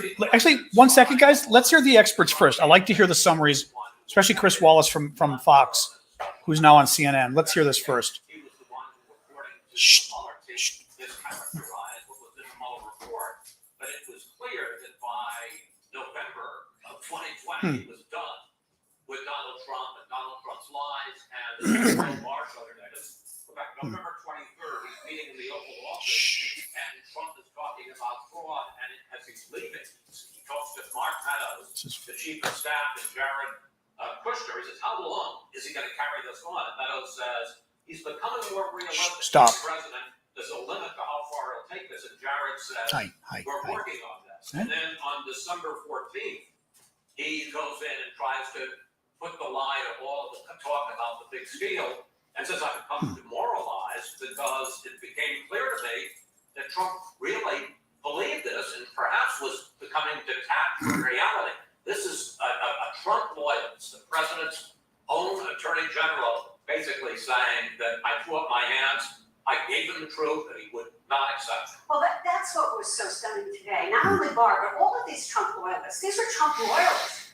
Bill Stephan's testimony, you get this sense of Trump's campaign advisors. It's interesting. Kind of saying to each other, what are we going to do? Rudy Giuliani, who they think is nuts, wants to go in there and talk to the president. What are we going to do? We have to talk to Rudy before he can get to the president. So they deal with Rudy. Then you have Barr calling the president's theories BS, idiotic, stupid, crazy, disservice to the country, nonsense, right? And then you have the sense that all of this, when you take all of this testimony put together from Deputy AG on down, Donnie, you have a sense that they believe they were dealing with somebody who was completely detached from reality and who would never admit whether he believed it or is a supreme liar, right? He could never say I lost, and he didn't care what it took. So they piled on and they piled on and they piled on, and it didn't matter until he could find the people like Rudy Giuliani and others, a few, who would. Who would play these conspiracy games into courts in which they lost 62 times. So it's this kind of stunning picture of this going on behind closed doors in the White House. We always wonder what goes on behind closed doors in the White House. This is what went on behind closed doors in the White House. And I can only wonder what these people were actually saying to each other at the time, because not one of them came out and said, the president's wrong. Well, whether he was attached in reality or not, these lies were attached to the bank accounts of many Trump supporters. To me, the line of the day that really honed in on what at least Congressman Lofgren was hoping to achieve was it wasn't just the big lie, it was also the great ripoff. Talking about the timeline, knowing at what point the president was at least alerted that time and time again there could be no inference of truth to any of the fraudulent theories he was speaking about. And then knowing that the emails, millions would still go. 25 a day, they spoke about this very notion. It seemed as much as they were trying to prove the case about Donald Trump today in the court of electorate, they were also trying to perhaps alert those who still believe the big lie. Remember, it was an ongoing threat that, look, he in fact lost the election. Let me tell you all the way we were swindled. And that was a very big part of this entire conversation today. To me, two of the biggest pieces of testimony that showed that Donald Trump knew he was lying. One was the Barr. In addition to all that detail that Chris described, Barr said Trump never had any interest in what the facts were. No matter what they were saying to him, it just didn't matter. And then Donahue, the acting deputy attorney general, said He wouldn't fight us when we told him, Here it is. when we rebutted some stupid theory. He wouldn't fight us. He would just move on to the next one. It was all instrumental. It was all designed to just throw something out there. Didn't matter what the facts were. Didn't matter when it was true. And, you know, he did it from way before the election. All right, Damien, come sit over here. I'm going to summarize, and then we can talk about it.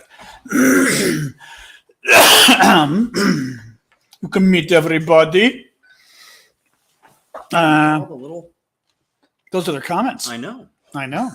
That's cool. It'll be harder for them to see you on anything here. Here, you can boo, lean or sit over. So first, welcome Damien, longtime friend of mine, smart political guy. Hello. Oh, that's funny. Except you won't. Yeah, it kind of shows it backwards or whatever. Except this one's impossible to have you on TikTok because it's too small.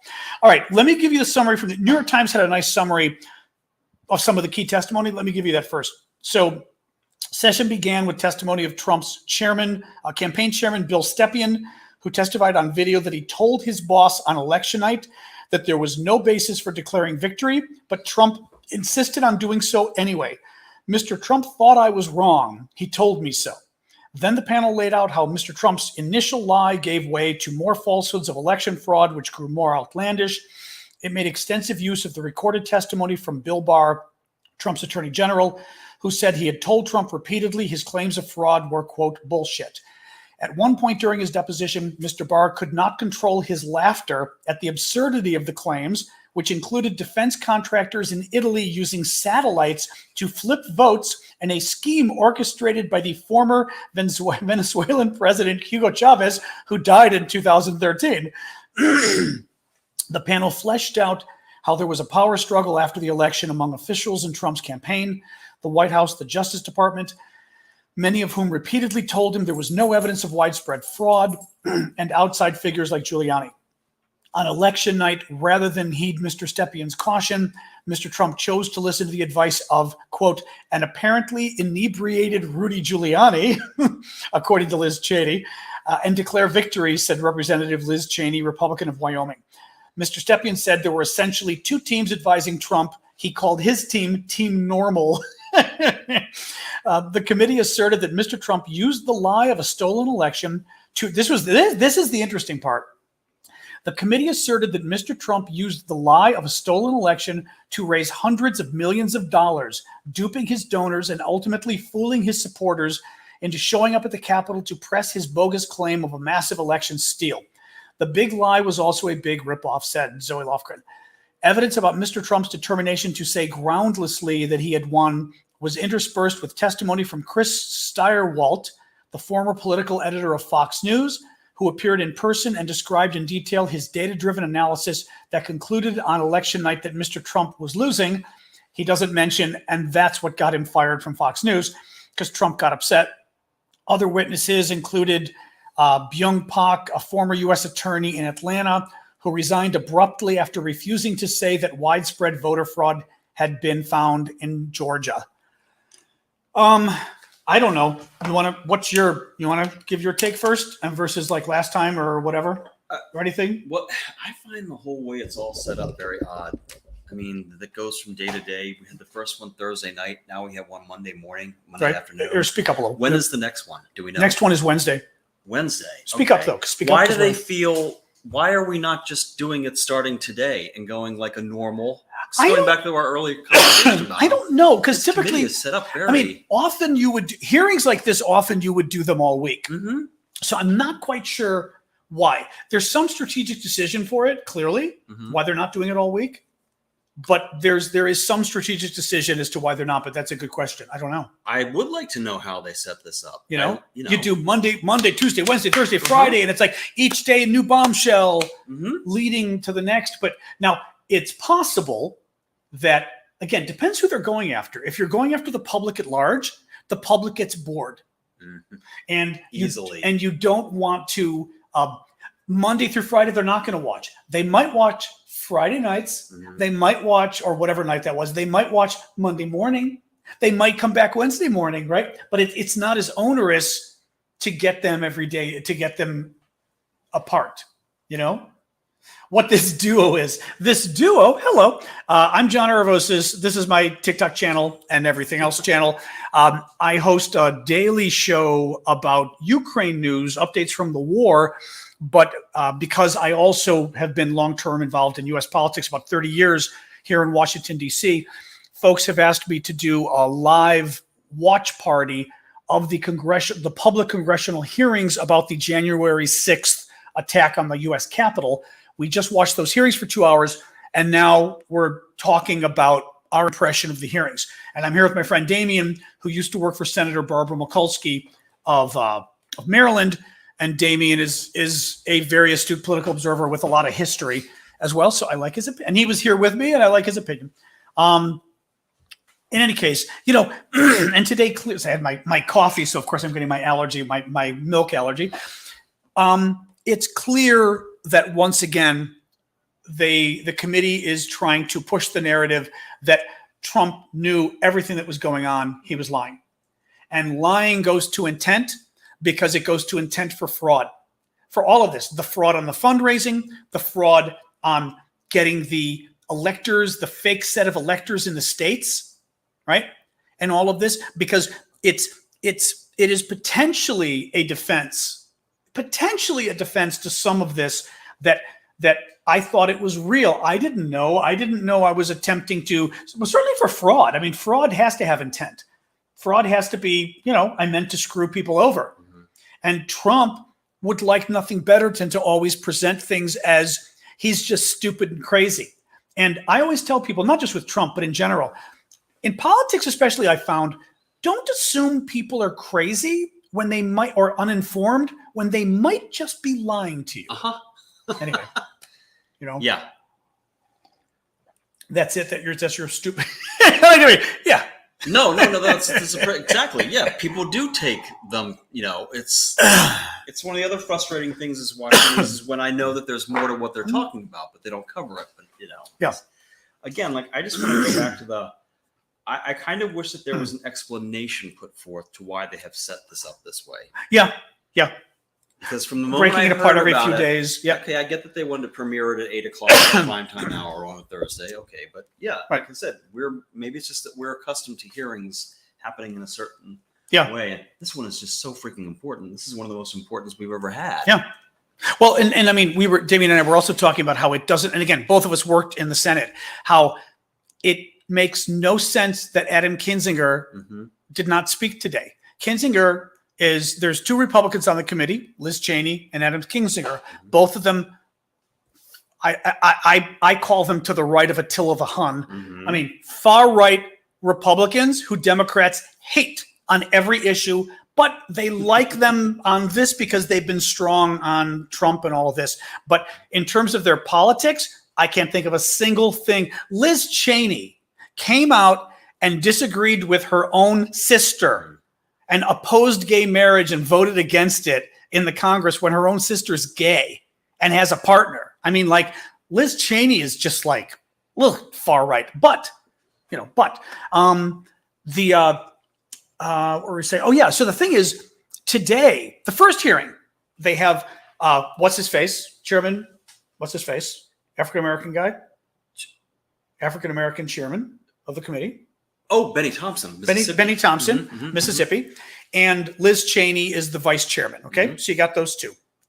Oh my God, Damien, so cute. Look how cute you are. Are you an 80-year-old man?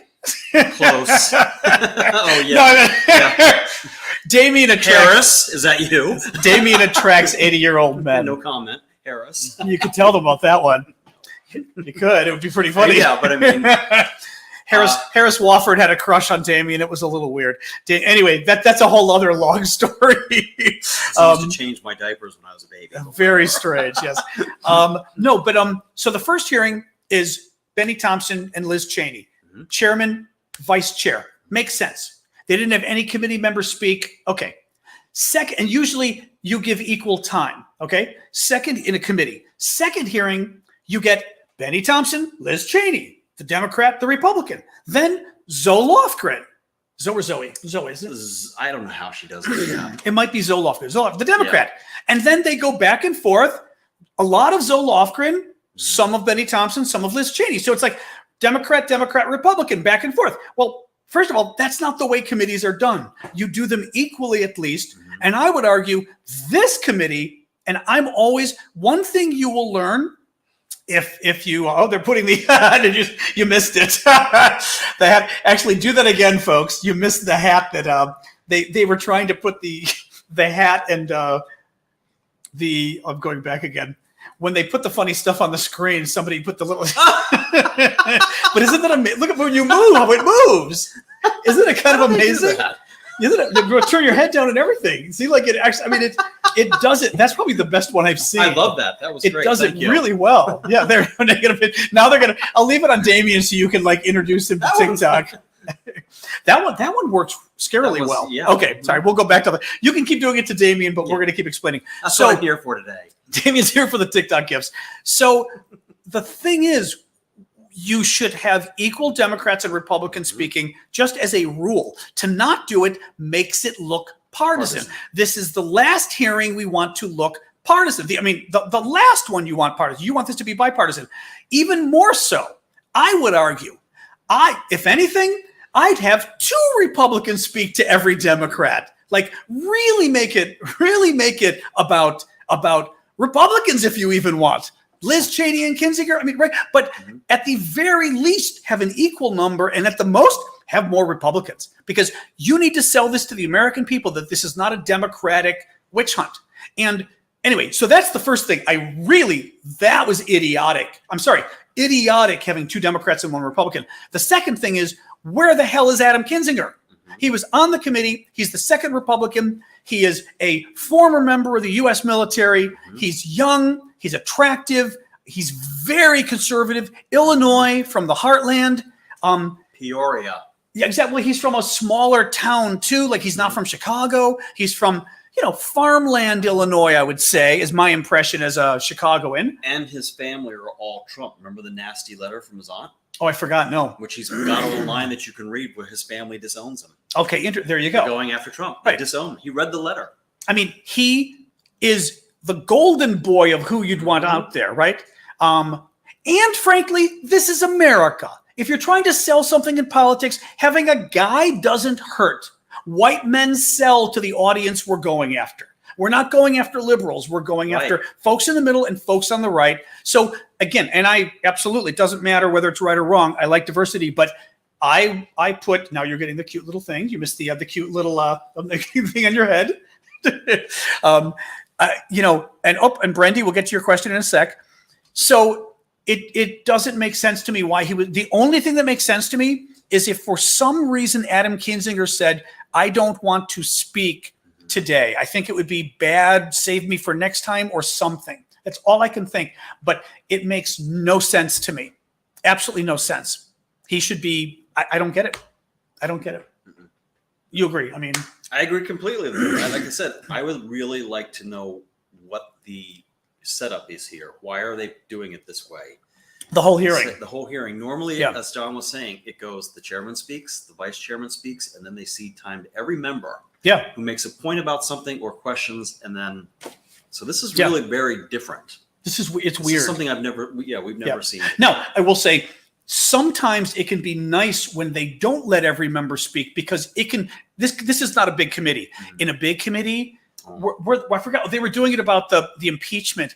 Every freaking member had to speak, and all of them, it was about me, and I am for America, and I'm anti-Trump. It was 30 members. It wasn't about proving Trump was guilty. It was about proving who could make the better soundbite for their election about Trump, and that pisses me off. So I can see that, but this is a small committee of like 7 members or something. Is it 7? It's close. It's Luria. It's Schiff. It's Zoe Lofgren. It's Thompson. Thompson. It's Liz Cheney, Pete Aguilar, and Stephanie Murphy. And Kinzinger. I think okay, so it's either 7 or 8 people. 7 or 8 people. Yeah, it's small. It's small. Yep. Okay. I see the super chat. Let me get to it. So Brendy, hi Brendy, is asking, if the DOJ does prosecute and he's found guilty, what will happen? He'll go to jail. He'll go to jail unless a plea deal is reached. if Trump is not president, a sitting president, I explained this the other day, but I'm happy to explain again. A sitting president, according to the Department, see, when you start going gray, you get little hairs going out all over the place. The Department of Justice decided, there was no law saying this. Thank you, Putin sucks. The Department of Justice decided that several presidents ago that it would be inappropriate or some bullshit to indict a sitting president. So the idea was that a sitting president can only be held accountable by Congress, and they hold him accountable by impeaching him and then removing him from office. And that's the only way. The problem is, your own party isn't going to remove you. This happened with Bill Clinton. Your own party isn't going to remove you. And it happened with Donald Trump, right? Trump was guilty as hell twice, especially the insurrection one. His own party refused to remove him. For the insurrection, come on, that one was a no-brainer, right? Refused to remove him. And that one, he should have been removed just because of the danger of it, the peril of it.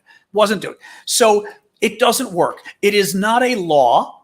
It is a Justice Department memorandum that is their analysis that says it shouldn't happen.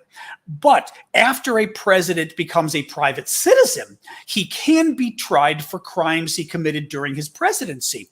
This was the concern with Richard Nixon, and why when Richard Nixon, back in early 1970s, when he resigned and Gerald Ford pardoned him, basically exonerated him of all crimes. The idea then was to bring the nation together. It would divide us even further, and the resignation was shocking enough. So, but what that shows is Nixon could have been charged with other crimes after he left office, right? My teeth. Look at my teeth. Nixon could have been charged with other crimes when he left office. So yes, if you can be charged after you leave office, you can be found guilty and you can go to jail. Yeah, but as I said, in our country, we get weird about that. And would we really, charge a former president? We don't do that. Yeah. And I mean, like I said, like Sarkozy, I was thinking, well, first the other day, I said, like, in the West, we don't do that. And then I was like, Peru. Well, no, Sarkozy. Oh, are they? Yeah. Oh, I know he does seem to always be they went after Sarkozy. And here, you just don't do that, which is also why a lot of people on the left got upset at Obama for not going after Bush for war crimes over Iraq and Cheney. But the problem, and I am sympathetic to this, the problem is in America, we don't do that. Damien is awesome. They love you. We don't do that. You don't go after the previous people because it's banana republic. It's third world dictatorship kind of stuff. And as I've said before, it's also why our presidents, other than Trump, our presidents will not even criticize the former presidents. So you will not see. You notice Joe Biden, even how bad Donald Trump was on these kind of things, Joe Biden does not go after Trump. He very rarely makes a comment. And it's frankly, even the comments Joe makes are outstanding. Outstanding. I don't mean outstanding. I mean remarkable, because it's not done. Mm-hmm. Whereas Trump went after Obama every day. Every day. President Hoover had to wait until President FDR died before he made even a political speech again. He waited 14 years to say anything because so long as Roosevelt was president, he wasn't going to say anything. Oh, and Roosevelt he was president. Roosevelt beat Hoover. Right. Yeah. And humiliating so bad that Hoover didn't even speak to him in the car when they went to the inaugural. Oh, interesting. Okay. Interesting. Right. Right. And Hoover literally waited 14 years to give another speech, political, because that's how long he had to wait for FDR to die. Interesting. Hi, Sash. He died in office, and then he said something. He never once. Right. Like I said, the only thing I can think of is Harry Truman calling Richard Nixon the son of a bitch. That's about it. Yeah. And that is pretty significant because it's not done. And you would think that Richard Nixon would have had lots to say about Lyndon Johnson. Yeah. No, it's not done. And and by the way, I keep bringing it up because it's part of what matters in terms of what the Department of Justice does, because Hillary Clinton said or she says that Democrats have the responsibility gene. And it's interesting, or slide in a little here in the picture, that Democrats have the responsibility gene. And what she means by it is that, oops, trying to keep turning this, there we go, that Democrats feel responsible for doing the right thing even when it undercuts them politically, the right thing for the country. And this would be a good example that she would fear, maybe you disagree, that a Republican administration, especially under Donald Trump, might be happy to prosecute the former president and everybody else for wrong reasons. I mean, Trump would have been happy to prosecute Hillary. Whereas a Democratic president or his administration are going to say, even if Donald Trump is guilty of crimes and serious crimes like the insurrection, we've got to think of the good of the country. You know, oh, thank you, Arifa. Good to see you again. We've got to think of the good of the country. You know, we've got to be the responsible adults in the room that pull everybody together, even though the other guys did a bad thing. Nixon, Ford pardoning Nixon, although that was a Republican. And she calls it the responsibility gene. But the problem with the responsibility gene is not only can it hurt you politically, meaning you don't take advantage of things you should politically to win elections. Like, hey, this will help us in the election if we go after him. But it also plays into justice, that sometimes justice is not made. And in this case, I would argue it's really dangerous because Trump didn't just attempt to commit a violent coup d'etat. He's planning for another one.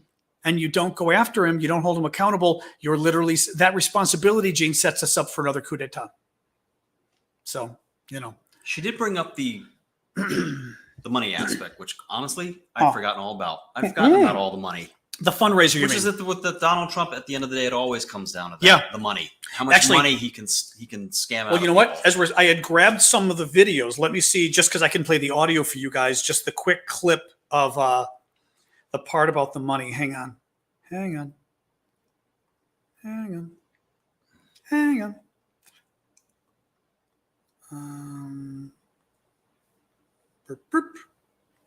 I saved a bunch of these. Inebriated Giuliani. That one cracks me up. Oh, here we go. So this is about the Trump Election Defense Fund. Oops. Oh, it's my picture. Hold on. Oh, here we go. Select committee to investigate the January 6th attack on the United States Capitol. Between Election Day and January 6th, the Trump campaign sent millions of fundraising emails to Trump supporters, sometimes as many as 25 a day. The emails claimed the, quote, left-wing mob was undermining the election, implored supporters to, quote, step up to protect the integrity of the election, and encouraged them to, quote, fight back. But as the Select Committee has demonstrated, the Trump campaign knew these claims of voter fraud were false, yet they continued to barrage small-dollar donors with emails, encouraging them to donate to something called the Official Election Defense Fund. The Select Committee discovered no such fund existed. I don't believe there is actually a fund called the Election Defense Fund. Is it fair to say that Election Defense Fund was another, as I think we call it, a marketing tactic? Yes. And tell us about these funds as marketing tactics. Just a topic matter where money could potentially go to be, how money could potentially be used. The claims that the election was stolen were so successful, President Trump and his allies raised $250 million, nearly $100 million in the first week after the election. Now, that goes to a second issue, which is interesting. They've been trying to prove that Trump, mens rea in the law. Trump knew what he was doing. He was aware that, well, I think it's mens rea. His state of mind, he was aware that he was lying about all of this, which gets you to fraud. This gets to the next step, which is motivation. This is motive. The motive was, in part, money. And the motive was defrauding people. And it starts to paint it also, okay, so, and the fraud to raise the money is its own crime potentially, but it also then feeds in to the larger crime again of everything this guy did suggests that he knew the election wasn't, that he knew he lost, and he was going to lie, and he was going to commit fraud across the board. Fraud in fundraising for the election so he could get rich. Fraud in having fake electors submit their ballots, their votes in the various states, right? Mm-hmm. Even fraud before the courts, submitting court cases that he knew were lies, and his attorneys knew they were lies, which is part of the problem Rudy Giuliani's in now. So it's interesting because the money thing is its own crime, but it also feeds into this larger criminal conspiracy in essence. All of the attorneys that went before judges with this stuff, I know, should be held accountable. I was going to say they knowingly committed. What is the legal? I mean, I know you don't practice, but if you remember, lying in front of a judge. Well, it's a couple things. Tell me, the lawyers out there tell me, the practice. I'm a lawyer, but I don't practice. I want to think two things. One of which is you cannot submit a brief to the court that you know is a lie. Mm-hmm. So that's the first thing. That I should say that contains false information, a false claim, I believe.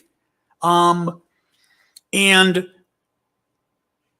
that may be it, actually. I think that's the big thing, is you can't submit something. The other question would be, well, here's the other question. The other question is, and maybe this is the same thing. Thank you, this guy's called Putin Sucks, which I love. I've seen that. Thank you, Putin Sucks.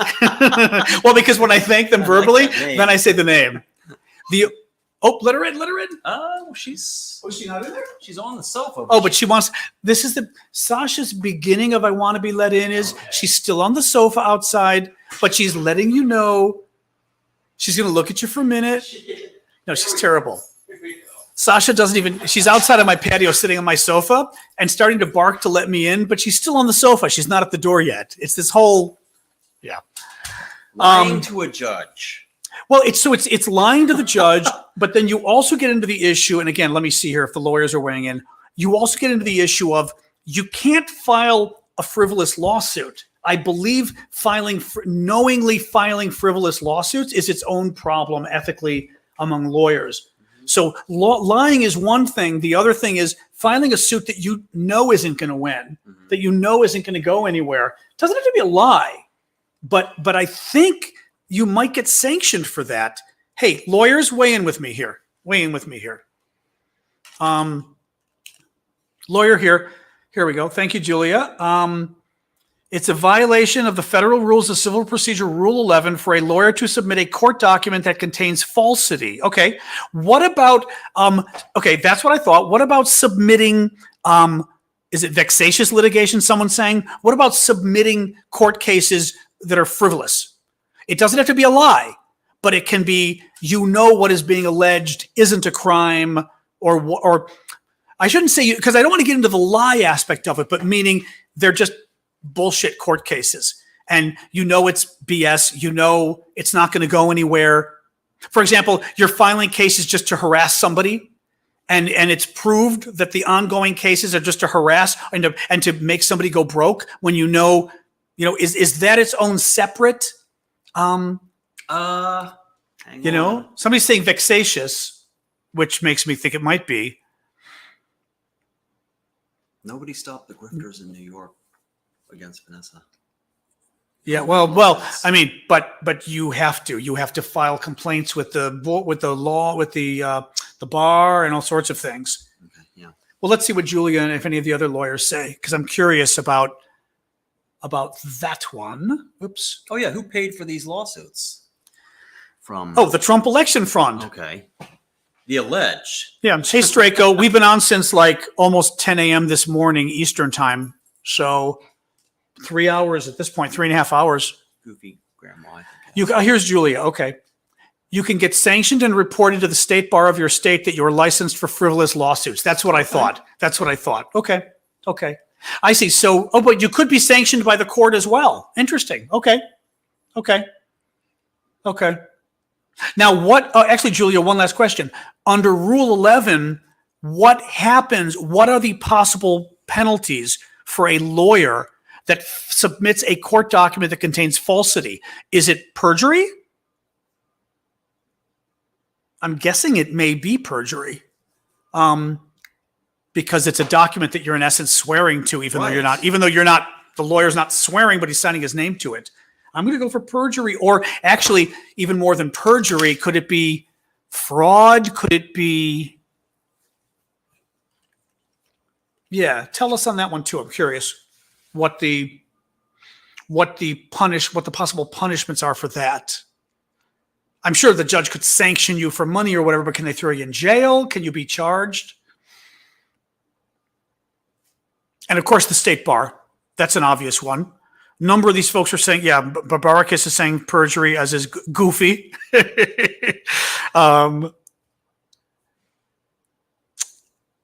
It'll come back in a second. It always takes a second for folks to kind of get the message and then type their responses and all of that. So,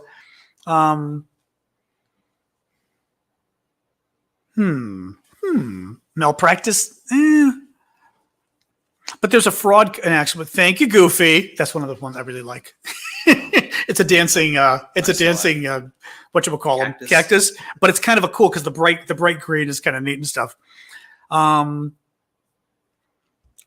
Oh, that's the guy who was just I think it would be multiple things. Oh, is Jake the Philly guy maybe? Yeah, there's the cactus against the cactus. I like. Yeah, that's the Philly guy testifying who's very good. The Philly Republican, Philadelphia. Section 9, ethics. I would assume so. Oh, hang on. I would assume so because signing, you are swearing to what you are submitting is factual. That's what I was going to say, that you're actually perjuring yourself or some other crime related to perjury, misrepresentation. It could be, it almost reminds me of people who lie to the FBI. I mean, it's perjury, but it's also, what's the crime I'm thinking of where you are intentionally interfering with a court case where you're lying. They always get they get these guys on it. On Law and Order. Well, I think it's the perjury thing, but it's that larger penumbra of basically intentionally interfering with the case to get it off rail. What's the word I'm looking for? There's a legal phrase for that as well. Obstruction of justice. Thank you. I was going to say obstruction. Yep. It's the only thing is, in this case, it's not obstruction. I know, Amber. It's not obstruction because it's not a criminal case. So it's not that. But the perjury to the court, the judge is not going to be thrilled if you lie to the judge and the judge knows you're lying. Yeah. And certainly you could get sanctioned by the bar. You could get, you got it right. Woo! You could get disbarred and everything else, you know? What else? What else? False claims and statements. Okay, someone's bringing up the U.S. Code. False claims and statements. Yeah, basically, you don't lie to the courts and you don't lie to the cops. That's kind of the general rule here. You know, calumny. Oh my God, or calumny. I remember that phrase. What I don't remember what it is though. That one in a long time. Haven't heard that one since the Civil War. What I mean, God, or calumny. The making of false and defamatory statements about someone in order to damage their reputation. Slander, well, that's defamation. Is calumny just the old definition of calumny encompasses the tort of defamation, which makes me think it encompasses defamation. It isn't just defamation? Wait a minute. Yeah, the definition of calumny is a lie or act of saying a lie that is intended to be hurtful. I think that's defamation. Well, it's a little different. Intended to be hurtful is a little different. That's a little different because defamation, if I'm not incorrect, it doesn't have to intend to be hurtful. It can be something that causes damage and that you were negligent in putting it out there. Either, okay, you lied and it caused damage. Mm-hmm. Thank you, Putin sucks. And the lie, well, I could lie on the show right now and not, well, would you lie about a politician and not intend damage? That's an interesting question. I'd have to think of an example of that. You know what I mean? Unless it was joking, in which case. Well, no, but that's a joke, though. Why would you lie about a politician unless it were to? I'm trying to think of how that works, of examples, right, if you actually lied about it. Well, no, here's why. You could try to say, Trump clearly wanted violence that day. Ivanka even said he wanted violence. Jared said he wanted violence, right? And I'm saying these things with the intent to impugn Trump. I'm not saying them with the intent to impugn Jared and Ivanka. I simply don't care if it impugns Jared and Ivanka. I am negligent about it, right? But my intent is not to cause Jared and Ivanka harm.